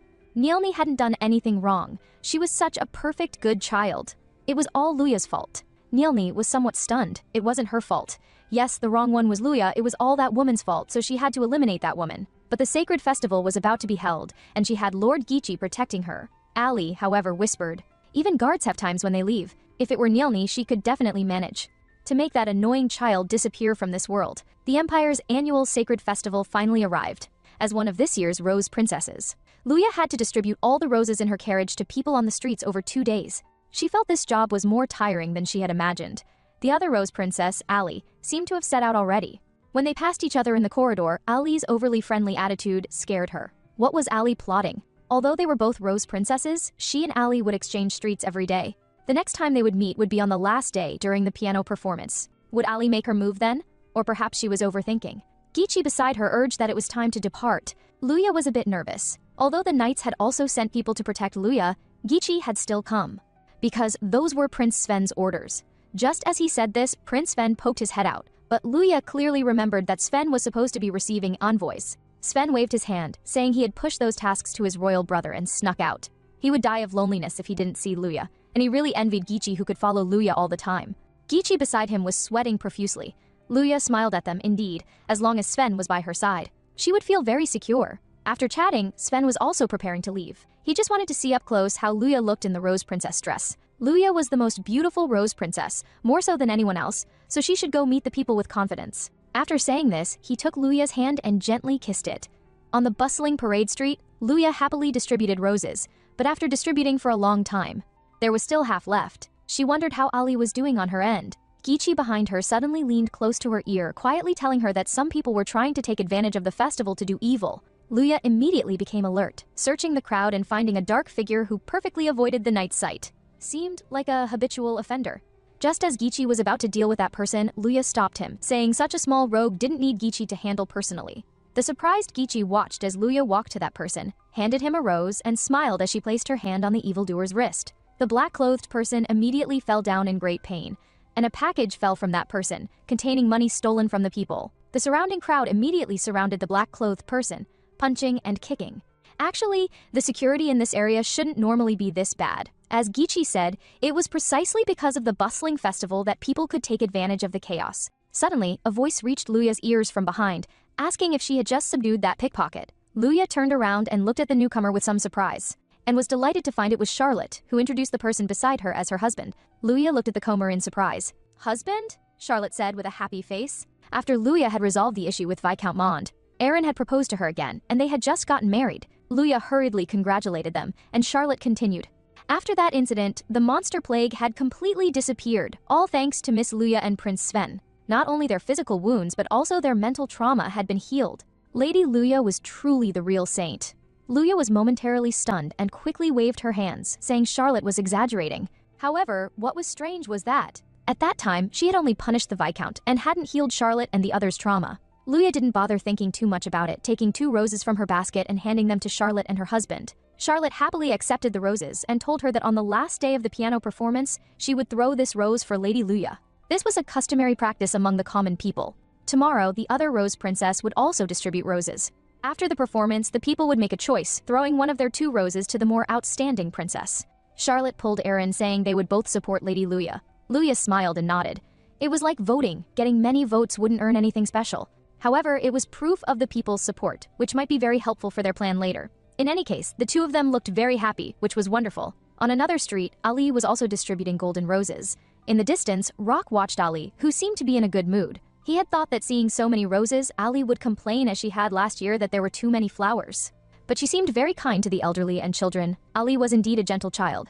Just as he thought this, a child behind him began to cry loudly. Rock quickly walked over and found that the child had been hurt by the remaining thorns on the rose, though the wound wasn't deep. He suggested letting Ali take a look, pointing to Ali, but the child became frightened upon seeing her, repeatedly shaking his head, not wanting that Rose Princess to treat him. He seemed very afraid of Ali. The child's mother beside him became somewhat flustered, hurriedly explaining that her child had been attacked by a monster last year and was severely injured, so they went to the temple. The first to receive them was that Rose Princess, but she said she couldn't heal him and rudely pushed them away, saying they were lowly servants. In the end, it was another saint candidate who came and helped heal him, so the child was afraid of her. Rock hesitated, thinking Ali had healed his serious injuries, so how could she refuse to help those in need? Was he really saved by Ali, or perhaps? After safely getting through yesterday, today was the second day of the sacred festival, although she could get some free time during breaks. The citizens continuously waving to her along the street were endless. She had to maintain her rose princess appearance and smile and wave, and with guards beside her, she really couldn't move freely. She had wanted to go shopping with the rose princess allowance given by the country. Now she could only browse the small stalls on the street. Just as she was thinking, she saw a small red bottle on a street stall. This red color was like the color of Sven's eyes. She picked up the perfume bottle and opened the cap. It smelled good, although it was refreshing. There was also a sweet feeling. She missed Sven more and more. The vendor began to promote it, saying this perfume was made from rare plants found only on a southern small island. It was said that on that island, only men of noble status would use this kind of perfume. It was very suitable as a gift. A gift? Luya wondered if Sven would use such a thing. All along, it had been Sven giving her dresses and accessories, but would giving this to royalty be too? Gichi beside her seemed to see through Luya's thoughts and said that if it were from Miss Luya, Lord Sven would definitely be very happy. Luya turned her head with a smile and asked the vendor to package it. The crowd nearby began to cheer. Luya was curious and approached. There was a drinking competition in the tavern, which was customary during the sacred festival, but a surprisingly strong lady had joined midway. Luya looked over at the sound and saw that the lady was actually Lady Diana. Luya squeezed next to Louis and asked puzzledly what they were doing here. Louis explained that the crown prince had originally wanted to imitate Prince Sven by taking Lady Diana to secretly tour the festival. But the prince became very busy with receiving guests, and Diana said she wanted to help, but the prince wanted Diana to go out and enjoy the festival alone. Then Lady Diana began to sulk, doing things unbecoming of a noble lady. But there was no need to worry about Lady Diana. Her attendants weren't just him. There were elite troops hidden all around. Her health wasn't good, almost like Lord Luet. Luya froze momentarily upon hearing this name. It was the name of her deceased brother. Louis lowered his head and continued, after the sacred festival ended, regarding the various suspicious points about Miss Luya's family's death. He would find a place without disturbances to explain properly, although he now felt like he was just causing trouble for Miss Luya. But Luya shook her head, saying he didn't need to be concerned about her, as she was also planning to bring this up with Louis after the sacred festival. At that time, she asked that Louis tell her the full picture of what happened. She clenched her fist, even though knowing the truth would bring pain. She would accept it all and continue to move forward. After several days of parading and distributing flowers, it was finally the last day of the sacred festival. The opening of the sacred festival officially began with the crowd below surging, all holding one white and one yellow rose, whispering among themselves. On the stage, the high priest cleared his throat and began saying that the monster plague in recent years had caused tremendous losses to the people. Although the temple had risked their lives to control the number of casualties, it had still left people with terrible memories. Blah blah blah. He said a lot of grandiose good words, and the people below all supported the high priest. Luya on the side was somewhat speechless, thinking how good the high priest was at stirring up the people, when in fact he was the mastermind behind the monster plague. That false mask, she really wanted to tear it off right now. A maid on the side came to report that the dress needed final adjustments. Luya nodded and went to the dressing room. As soon as she entered, Luya saw Ali in the room. Upon seeing Luya, Ali looked curiously at her, asking why Luya had such a terrible expression. Was she nervous about the upcoming performance? Would Luya perform after her? She will be compared with her, however, unlike the homeless Luya. She had received proper noble education, but it was okay. If Luya's performance could end normally, people would still give her a few roses at least. Luya looked serious. Ali's contemptuous attitude remained the same. But what was this strange way of speaking? Luya coldly recalled her first day at the temple. At that time, she had just arrived at the temple, and the saint candidates around were gossiping about her behind her back, saying she had defective abilities and how they hated entering the temple at the same time as Luya. But by then, she already had nowhere to call home, and it was at that time. Ali appeared, smiling and greeting her, even wanting to be her friend. Ali's smile at that time made her feel very secure, so Luya had always deeply trusted Ali. Thinking of this, Luya stared at Ali across from her, asking if when she first came to the temple and Ali cheerfully approached her, had Ali planned to use her from that moment? Ali smiled, saying, hadn't she said, how nice at that time? That meant Luya was easy to manipulate. Upon hearing Ali's words, Luya was shocked. Ali continued, saying hadn't she told Luya that she was just a toy to pass the time when she was bored? Otherwise, who would become equal friends with an orphan, a saint with defects? It was laughable that Luya still couldn't figure it out. Luya sighed and hardened her heart, understanding that Ali had always been this kind of person. How she wished she could follow her anger now and grab Ali's hand to inflict pain on her. But what she wished for even more was to expose all the crimes of the high priest and the others to the world. If she wanted perfect revenge, she had to remain calm. Watching Ali, who was now preparing for her performance, Luya silently vowed that she would expose their evil deeds. Someday, Ali would pay for her crimes. Ali turned and smiled, saying it would be good if Luya could do that. The corners of her mouth rose sinisterly. Luya had to live until that time. While in the corner, a dark shadow flashed by. That shadow held a rope and laughed sinisterly. After Ali's performance, it would be Luya's turn, and that would be the best opportunity. She secretly tampered with the stage the night before the holy festival. If that rope was pulled, the stage would collapse, and the performer would be crushed underneath. She would act when Luya went on stage, disguising it as an accident, and would also change Luya's piece to a requiem. At this moment, Ali was happily performing on stage. The audience applauded in appreciation. Indeed, the feeling of being the center of attention was wonderful, and soon the throne of the Holy Maiden would certainly be hers. After finishing her performance, Ali bowed politely, and next it would be Luya's turn. Standing in front of the piano, Luya wondered if Sven had come to hear her performance. But he had been so busy lately, it would probably be difficult. She closed her eyes and began to play. Meanwhile, the shadowy figure began to move, excitedly preparing to pull the rope. But in the next moment, her arm was grabbed by Lord Gichi, and Lord Sven in a black robe also stepped out from behind. This ends here, Miss Nilni. Such perfect music should not be interrupted by discordant notes. The woman turned to look at Lord Sven, greatly shocked. Sven didn't bother to look at the woman again. He already knew about Miss Nilni splashing water on Luya and pushing her down the stairs. There were witnesses in the palace who confirmed it, but Luya had wanted to resolve the matter herself. The woman desperately argued that it was all a misunderstanding. Sven shook his head. He also knew what Nilni had just tried to do. Gichi had already repaired the sabotage to the stage, and now even if the rope was pulled, the stage wouldn't collapse. The woman, shocked and pale, removed her hat and loudly proclaimed that she was Lord Sven's fiancée, and that Lord Sven should believe her. Fiancé? Sven was baffled. How could he not know that he had a fiancé?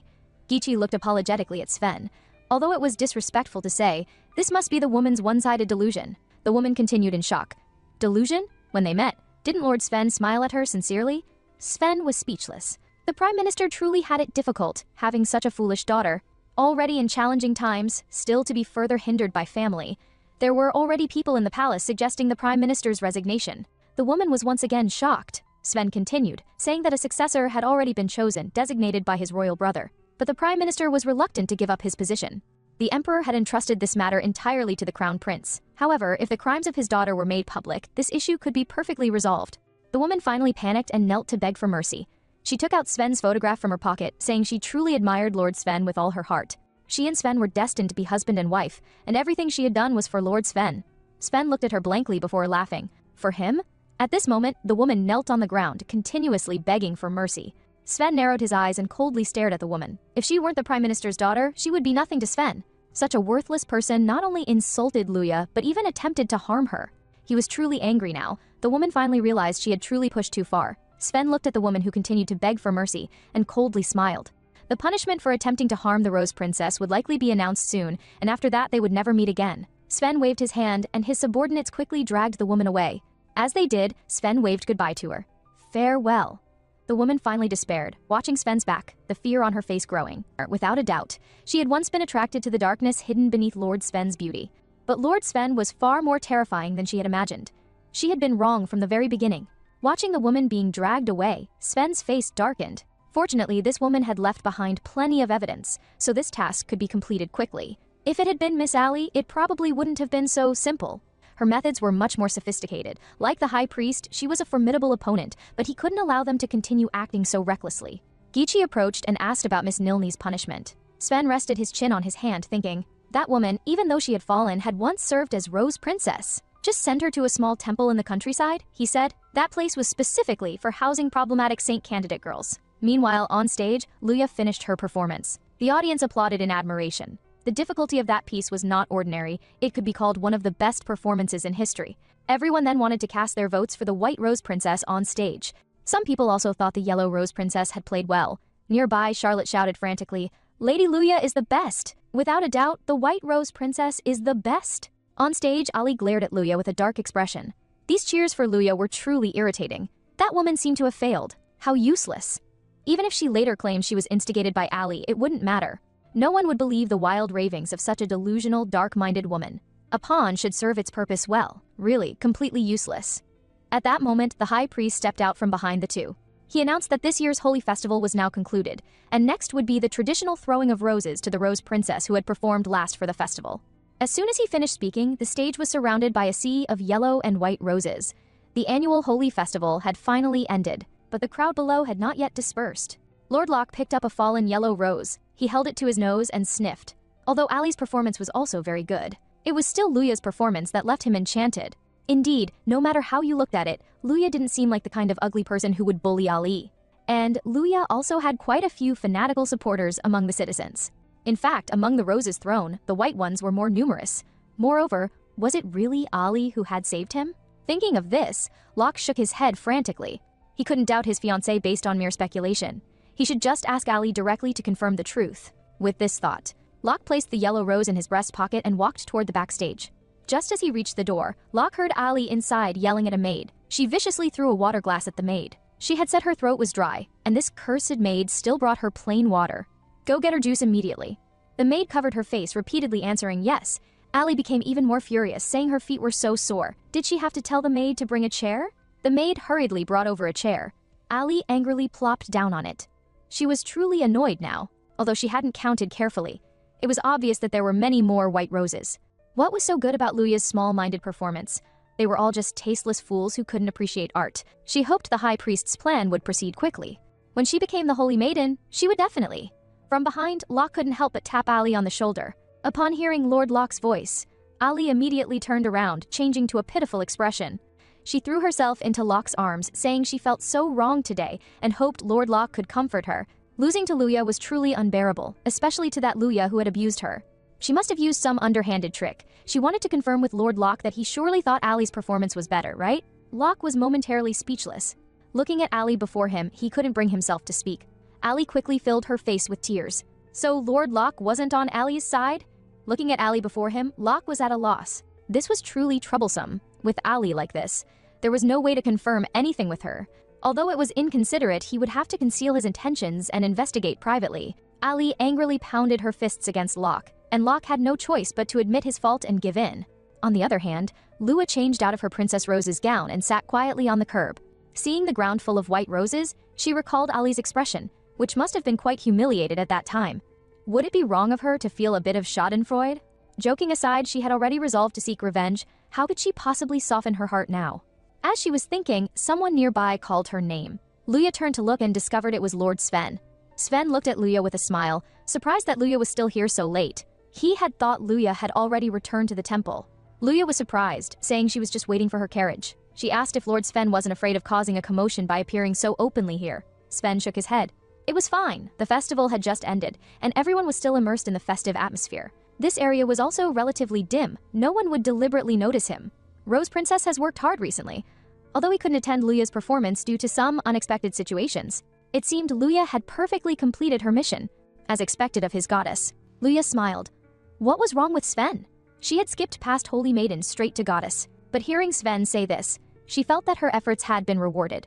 She wished Sven could stay by her side a little longer. Suddenly, she remembered something, taking out a gift box from her clothes and handing it to Sven. If Sven didn't mind, please accept it. Sven delightedly opened the gift box. It was a bottle of perfume that Luya had given him. Luya quickly explained that it was said to be a rare item from the southern island nations. It smelled very nice, and the color looked similar to Sven's eyes. It was very beautiful. She had found it at a small street stall. Sven had been taking care of her so much, so she wanted to give it to him, although it might not be appropriate for royalty like him. As she spoke, she occasionally glanced at Sven, but found that Sven seemed a bit strange. In the next moment, Sven turned and pulled Luya into his arms. Luya was startled and flustered. What was wrong with Sven? Why so suddenly? Sven leaned on Luya's shoulder, looking at the perfume in his hand. He was simply too happy. He had never imagined that he would receive a gift from Luya. He was truly, truly happy. Luya shook her head. It was just perfume from a street stall, not something valuable. Sven held Luya even tighter. As long as Luya chose it for him, no matter what it was more precious to him than jewels. He would definitely use it well and cherish it. He whispered softly in Luya's ear. Thank you, Luya. After we successfully stop the High Priest's plan and you achieve your revenge, I have something I want to tell you. Luya was puzzled. Something to tell her? Was there something he was hiding from her? Sven nodded. He couldn't say it now, because along with that secret, he had many other things he wanted to tell Luya. If he casually spoke of those things, it might interfere with Luya's revenge plan. He didn't want to influence Luya or become her shackle. Luya tugged at Sven's sleeve. How could Sven be a shackle? It had always been Sven helping her. She had come this far thanks to Sven, so she had always been very grateful to him. Sven gently caressed Luya's face. Even so, it was better not to say it yet. After the revenge succeeded, Luya could ask him then. Luya nodded, saying she would definitely listen carefully to what Sven had to say at that time. In the distance, a man ran over, shouting, "Rose Princess, your carriage is ready." As the man approached, he suddenly noticed Lord Sven beside her and exclaimed in surprise. Sven made a gesture for silence, saying he should also return to the palace. He stood up holding the perfume and looked at Luya. With this, he would likely have sweet dreams tonight. Luya was also quite tired today. She should rest well, preparing for their next plan. He wished Luya pleasant dreams. Luya watched Sven walk away, thinking how could she possibly fall asleep so easily after being held so tightly by Sven. In the days following the holy festival, neither Ali nor the high priest made any moves. Several peaceful days passed this way. However, there was one matter. The prime minister who had refused to resign suddenly panicked and voluntarily offered to step down. For some reason, he fled to the countryside almost alone, and Nilni also quietly left the temple. Could it be that Sven had done something to them? Well, Luya shook her head. It was all in the past. She couldn't be bothered to think about it anymore. Today she had received an invitation from Lady Diana, and she also needed to see Louis to confirm how her family had actually died. Luya changed her clothes, put on that ruby earring, and soon arrived at the Duke's mansion. Diana happily welcomed Luya, and told Luya that Louis was waiting for her. However, Diana's grandmother also said she wanted to meet Luya, but grandmother was currently entertaining guests. Just as she finished speaking, the two saw an elderly person walk past them. Diana wanted to introduce him. This is Lord Sand, the Marquis. Lord Sande, the Marquis? Luya had heard Sven mention him. He was one of the three major noble families, along with Ali's Count family and the Viscount Mond, who assisted the High Priest. But why would the Marquis Sand appear here? The High Priest's evil deeds should have no connection to Lady Diana's family. She hoped Lady Diana wouldn't get involved otherwise, but Diana chatted very comfortably with the Marquis before her. It's rare to see the Marquis at social occasions lately. The Marquis waved his hand, saying he was just paying a routine visit and shouldn't stay too long. Diana suddenly turned to look at Luya. Luya may not know, but our family is also a leader among the nobility, so after each holy festival, the heads of various noble families come to our home to pay respects. Luya nodded with understanding. Yes, she recalled that her father used to visit Duke Perry's home every year. In other words, just because Marquis Sander is here. To suspect the Duke of Perry's family is unnecessary. She is overthinking. Marquis Shan suddenly turned his head and looked at Luya, asking who she was. Luya curtsied and said she was Saint Candidate Luya. The Marquis opposite her looked terrified.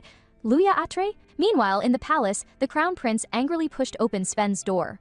Sven smiled. Why is my brother always angry? If this continues, you might exhaust your fiancé's patience. The Crown Prince was momentarily speechless, awkwardly coughing lightly.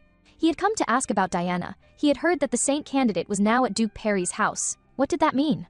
Was it Sven's instruction? Where did they get the courage to involve Diana as well?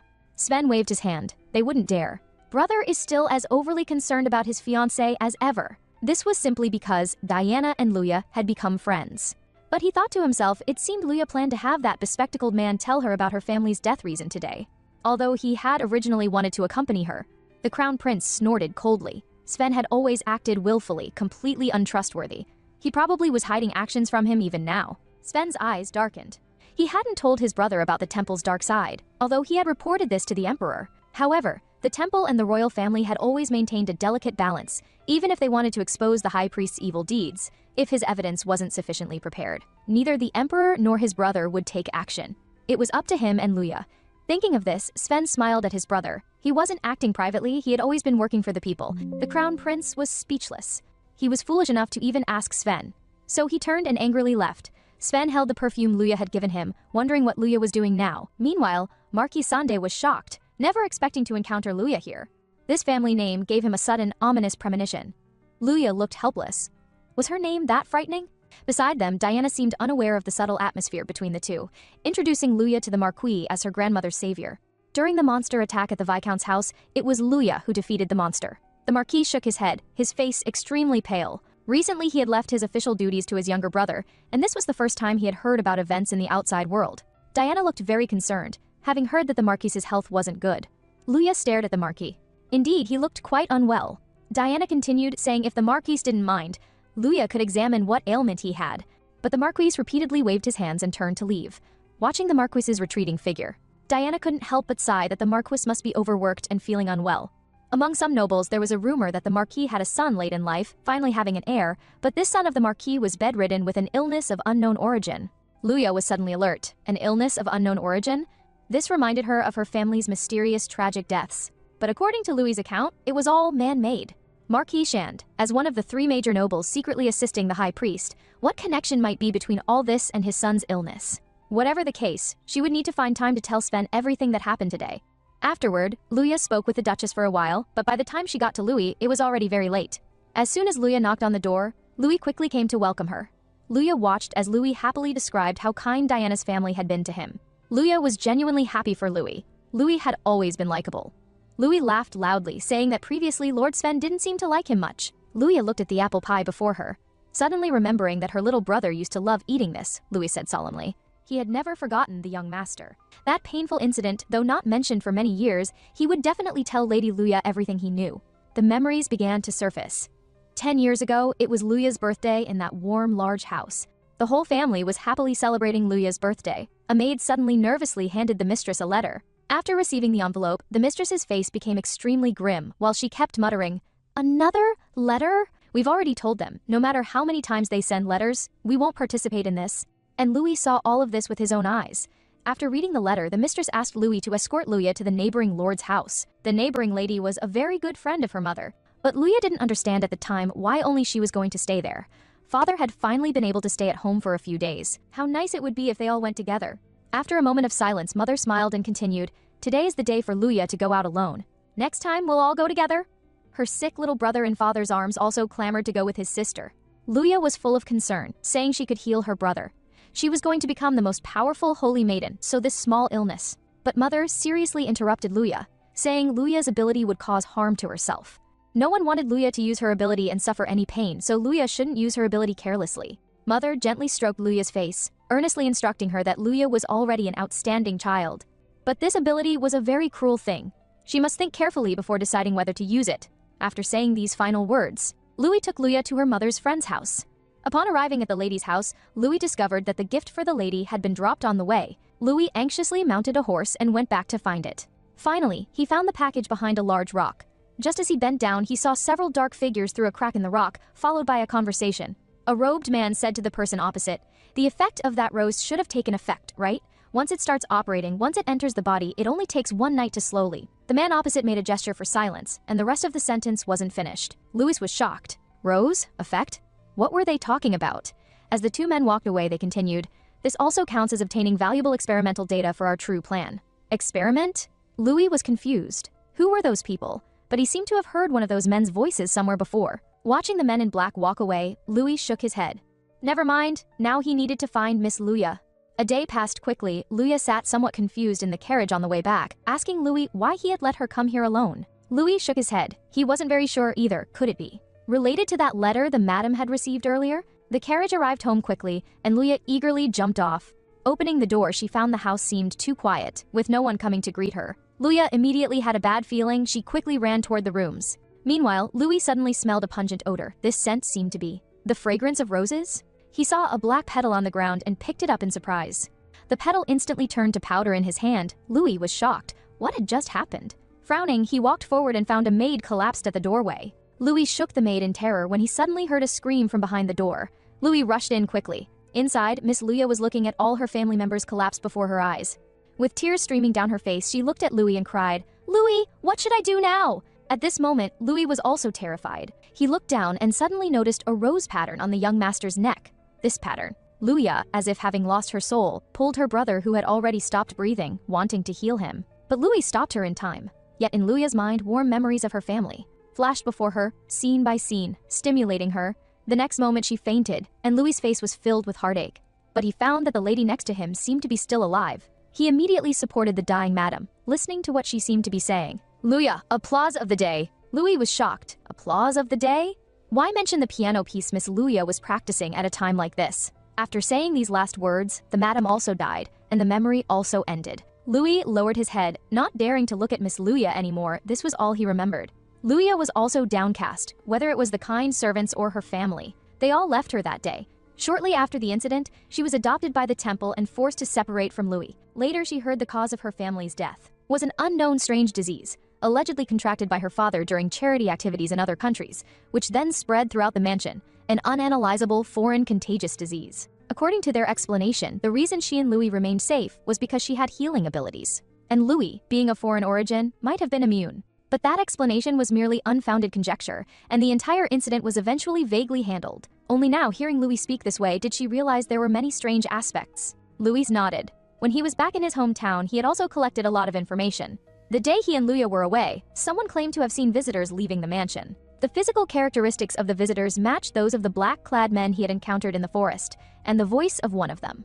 When he heard that person giving a speech, he immediately remembered.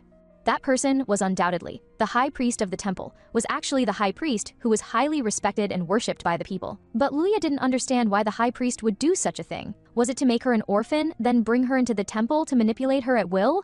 But Luya felt it wasn't just because of that. And what was that real plan Luya had heard the men in black talk about? Before she teamed up with Sven, Luya sneaked into the tower.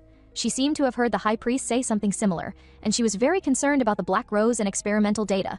Behind her family's death surely lurked some more terrifying scheme. She suddenly thought of her mother's final mention of applause of the day. Why would she mention this piece? Louis answered with some confusion, thinking perhaps the madam's consciousness was a bit unclear, but Luya shook her head, disagreeing. She believed her mother must have had something to tell her, which is why she left those words. Speaking of which, Luya took out a letter from a box, just about to open it when they heard a knock at the door. Luya calmly closed the box again, and after Louis opened the door, found it was Miss Diana, who walked in smiling and handed Luya a photo. After Luya took the photo, Diana explained that the little boy in it was Lord Sven.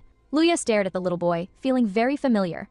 He looked like that little boy she had met before. Diana, however, stared at Louis and whispered, "Don't chat with Miss Luya for too long, lest Lord Sven becomes displeased later." With that, she left. Looking at the closed door, Luya resumed her serious expression and took out the letter again. What she was about to show Louis was the deed to the Atelier family estate she had retrieved from the king earlier. With this, they could freely enter and exit that mansion. The house might still contain information about the truth her mother wanted to tell her. Luya was ready to go see now. Louis was alarmed. Go now? Did she intend to go alone? Luya nodded, saying this matter absolutely could not be leaked to others. Louis quickly promised that he would never tell anyone but the two of them about these things. Luya sighed. If this story were to spread freely, maybe even Louis would be killed. But Louis was still worried. Would Miss Luya not even take guards? Actually, Luya could submit a request to the Night Order. Luya paused. Night Order? Although she didn't know if Ali was connected to this matter, if she requested the Night Order, some intelligence might be passed to her through Locke. This option was too dangerous. It would be good if she could ask Gichi to be her guard, but he had recently received orders from Sven and wasn't here. Thinking about it, going alone seemed safer after all. If anything happened. In a critical moment, she could just use her punishment ability. Louis, seeing Luya's determined gaze, said since Miss Luya had considered everything, he wouldn't dispatch guards unauthorized. But please let him go along. In the current situation, only he, who knew the truth, could accompany Luya. He would do his utmost to protect Lady Luya. With that, not waiting for Luya to react, he opened the door to request an exit permit from Miss Diana. Luya watched Louis walk out the door with determination. Lightly brushing her earring, she thought, "Mother, what exactly did you want to tell me?" The truth behind her family's death, she would definitely get to the bottom of it. After changing into light clothing, Luya arrived at the front gate, ready to set off for her former manor. Once again borrowing Miss Diana's clothes, she really was causing trouble. Not only had Diana not questioned her, but she had even lent her family's prized horse for Luya to ride. She knew that both the Duchess and Miss Diana were expressing gratitude to their life-saving benefactor Luya. They really didn't need to take it to heart, but for now, she would accept their kindness. Beside her, Louis gentlemanly extended his hand to help Luya onto the horse. As the small horse galloped along, Louis couldn't help asking his question, what kind of relationship did Miss Luya have with Lord Sven? He knew about her and Lord Sven helping orphans, but when he saw them together earlier, he felt their relationship was actually far more than that. He could sense a deep bond between them. Luya was startled. Bond? From the perspective that they were accomplices, that wasn't wrong, but actually, she might have some affection for Sven. Louis continued, even if the relationship between the two was truly extraordinary, he wouldn't ask about it. However, as a member of the Atelier family, he had an obligation to represent the Atelier family and assess whether Miss Luya's future husband truly matched her. Husband? Luya looked panicked. Sven was a member of the royal family. How could she possibly have any other relationship with him? Louis, however, shook his head frantically, saying he didn't want to die. If Lord Sven found out he had shared a horse with Miss Luya today, wouldn't he be finished? Luya laughed at Louis's comical behavior. This guy really hadn't changed at all. The road ahead changed, and the two arrived at a forest entrance. They just needed to pass through this forest, and it wouldn't be far. This was where Louis had previously encountered the high priest by chance, but who could the other person in black be? Just as she thought of this, there was a commotion in the forest. The two looked at what was ahead in surprise, wondering what the noise could be. Meanwhile, in the Night Order office, Locke looked at the documents before him with a headache. This was really difficult. He simply couldn't handle office work. And then, soldiers rushed in from outside the door in time, saying that there was an emergency to report, and that Warcraft incidents had occurred in various places. After hearing the report, Locke's face turned serious. He had thought that by capturing the mastermind, Viscount Mond, they had caught all the monsters in one net. But the remaining monsters had escaped to various places. The subordinate looked at Lord Locke and smiled, saying his serious thinking expression looked just like his father's. His father had been an outstanding knight commander, and Lord Locke was also working very hard. However, lately, Lord Locke had been troubled by his fiancée, so the subordinates were very concerned. Locke sighed and left the room, inadvertently walking to the temple. He couldn't help but recall being taken here for treatment when he was on the verge of death. Ali was his life-saving benefactor, an important person to him. It should have been so, but recently his mind had been full of Miss Luya. Seeing a passing maid, he suddenly remembered something. Regarding Ali's treatment of him, he needed to confirm with someone from the temple, so he loudly called the maid to stop. After hearing Lord Locke's question, the maid became flustered, not knowing what to do. Should she explain everything to Lord Locke now? She did know some truth that no one else knew. The one who saved Lord Locke from death wasn't Miss Ali, but Miss Luya. Just as the maid was hesitating whether to tell the truth, Locke fell into deep thought. The former knight commander was my father. He was my role model, a hero in the eyes of the people. My dream was to become a man like him. He said, "Locke, listen to me, uphold justice," and I deeply believed his words. To not disappoint his expectations, I dedicated myself to training, never slacking off no matter how harsh it was. But for some reason, seeing me work so hard, my mother often showed a sad expression. She said, "Child, whether past or future, you will always be mother's pride. But if a person is too upright, they will be blind to their surroundings and might inadvertently miss important things." At that time, I was too young to understand what my mother said, and I had to go train with my father. Mother earnestly suggested that little Locke needed to rest occasionally. Father, suddenly appearing nearby, sternly interrupted mother, urging me to hurry to training. A few years later, my father was injured in a mission to protect his subordinates. Before the temple could deal with him, he took the initiative to give up the position of leader of the knights. At that time, a rift appeared between father and mother. Although they didn't divorce, mother moved back to her maiden home, becoming estranged from father. After that, I inherited my father's position. Later, during a monster attack, I was severely injured protecting my subordinates. The word hero was also attached to me. But why at that moment did my mother's sorrowful face from back then float before my eyes? As my life was about to end, I dimly saw a girl appear before me. That golden hair was so beautiful. When I woke up again, I saw Miss Ali. The high priest beside told me that Miss Ali had saved me with all her might. But I still felt it was the goddess who saved me. Later, when I told father about my intention to get engaged to Miss Ali, I promised to dedicate everything to my lifesaver and wholeheartedly protect her. Yes, I had made such a promise to father, but I always felt that even before Ali saved me. From that moment on, I had been mistaken about some things. The memory suddenly stopped. Looking at the maid before him who seemed to be trying hard to remember, Locke continued asking, hoping to know about Ali's treatment of him. The maid opposite was flustered, timidly about to reveal the truth, when she was interrupted by someone running in a panic. The soldier frantically reported to Locke. That news had come of a monster attack somewhere. Upon hearing the intelligence, Locke was greatly alarmed. The soldier continued, stating that so far, most eyewitnesses only reported seeing monsters in the outskirts, but no one was injured. However, one passing man was unfortunately not spared. It was said the saint candidate was treating the injured at the small temple. But the location where the victim was attacked, apart from some old mansions, had no other prominent buildings. That old mansion was the former home of Baron Ateli. Ati? Locke's face was filled with shock, and he immediately turned to leave. The maid who remained standing sighed lightly. She still hadn't managed to tell Lord Locke the truth. Meanwhile, on the other side, Luya and Louis, who were planning to investigate the truth at the old residence, encountered an unexpected situation. As soon as they entered the forest, they were stopped by a monster, and it was a monster cub. Luya clenched her fist. She couldn't let the monsters rampage again. Just as she was about to use her punishment ability, the monster launched a preemptive attack. Both of them fell from the horse, but Louis promptly protected Luya, using his body to cushion her fall. The monster, however, wasn't about to let them go, and after approaching the two, it spat out a jet of poison. Just as the poison was about to splash onto Luya, Louis hurriedly got up and once again stood in front of Luya. Looking at Louis lying weakly in her arms, Luya rushed toward the monster, her hands touching the monster's body. The effect she applied to the monster was paralysis. The next moment, the monster collapsed. Luya turned back to look at Louis lying on the ground. The poison he had been exposed to was probably very potent, and if delayed too long, it could be fatal. Louis had become like this to protect her. She had to help heal him, but she hadn't used her healing ability for a long time. Although she had resolved never to heal anyone again, she couldn't hesitate now. Louis, however, pulled away Luya's hand that was covering him. Miss Luya couldn't use her healing ability for his sake. Luya looked anxiously at Louis. Louis coughed lightly and continued, saying since childhood, he had known that Miss Luya's ability would transfer the patient's symptoms to herself. But even so, she had never stopped helping others. He sincerely respected Luya's good deeds. Therefore, he was determined that at least he wouldn't rely on Luya's ability. He was a merchant's son, his business partners were from all over the world. He had some understanding of poison-spitting monsters. To cure this kind of poison, one just needed to eat the fruit of Sabala.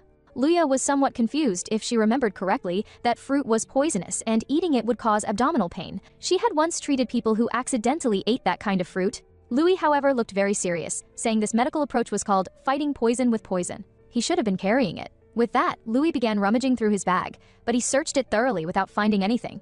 Luya suddenly thought of something. She should be able to use her ability to inflict the symptoms caused by Sabala on Louis. This way, without using her healing ability, she could still cure Louis. Thinking of this, Luya told Louis about her punishment ability. The next moment, she placed her hand on Louis's arm, a light flashed, and Louis instantly felt refreshed. Luya was immediately in a good mood and admonished Louis that she had never disclosed this ability, so she hoped he could keep her secret. After that, the two quickly returned to the old mansion.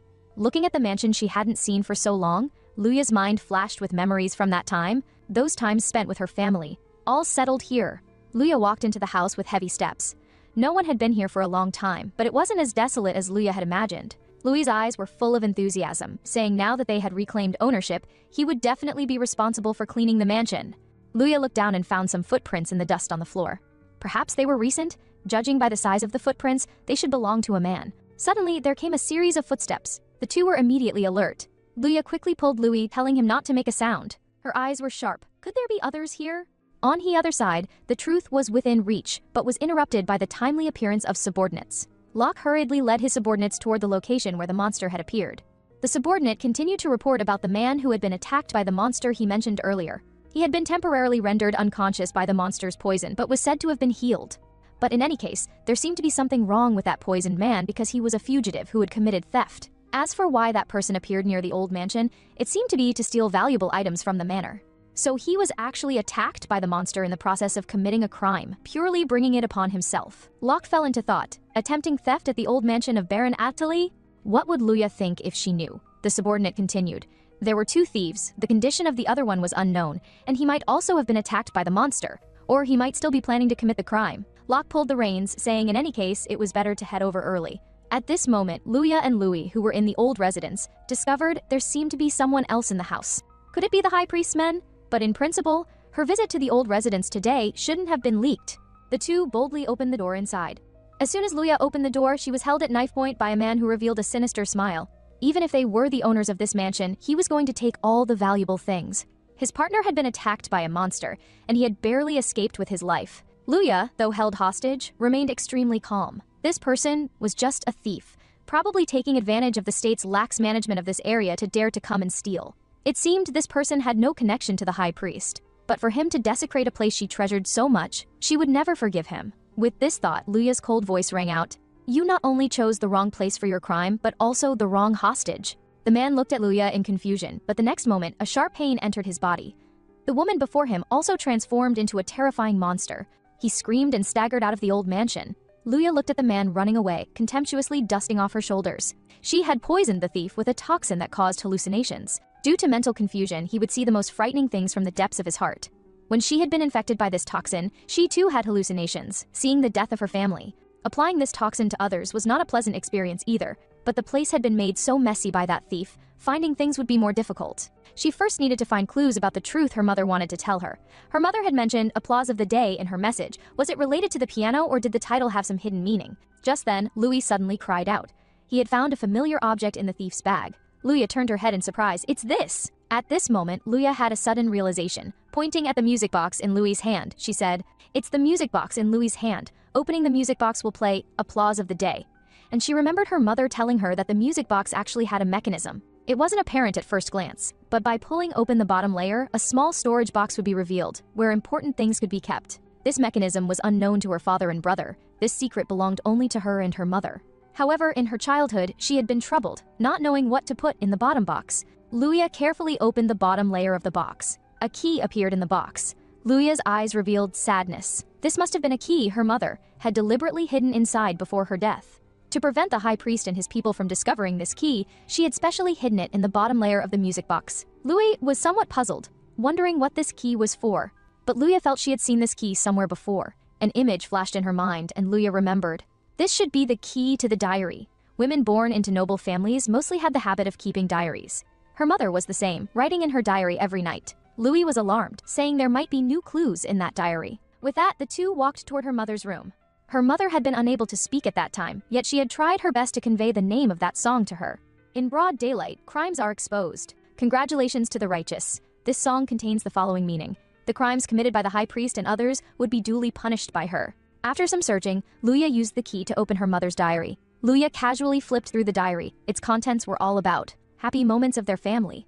Looking at these warm words, Luya also showed a long-absent smile. After turning a few more pages, Luya found a letter. Luya looked at the envelope in alarm, saying such letters had been sent to the madam multiple times before. Luya frowned. The sender's name was clearly written as Felipe, undoubtedly sent by the high priest. Looking at the dense text, Luya fell into thought. The temple side had apparently wanted Luya to go over for a long time.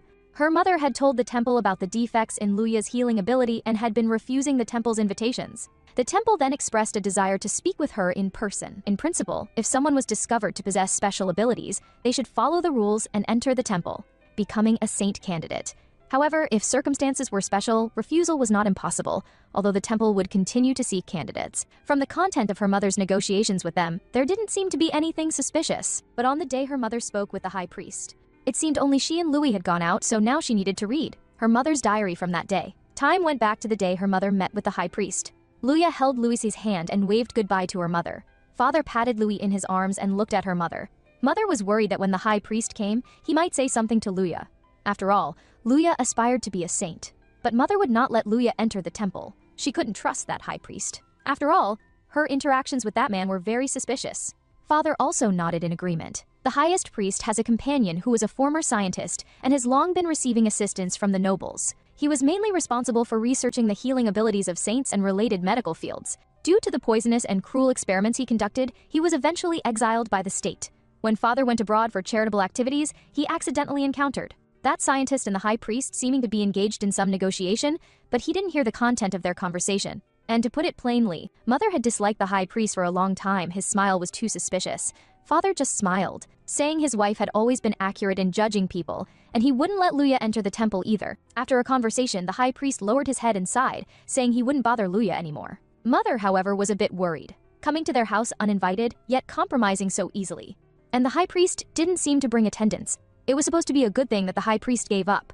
So why was she so uneasy? At that moment, Luette, who was outside the door, ran into the house with a black rose, and the mother was a little puzzled as to what was the matter with this rose. The maid following behind explained that a flower seller had just come, not the usual old lady, but a young man who said he was helping the old lady sell flowers.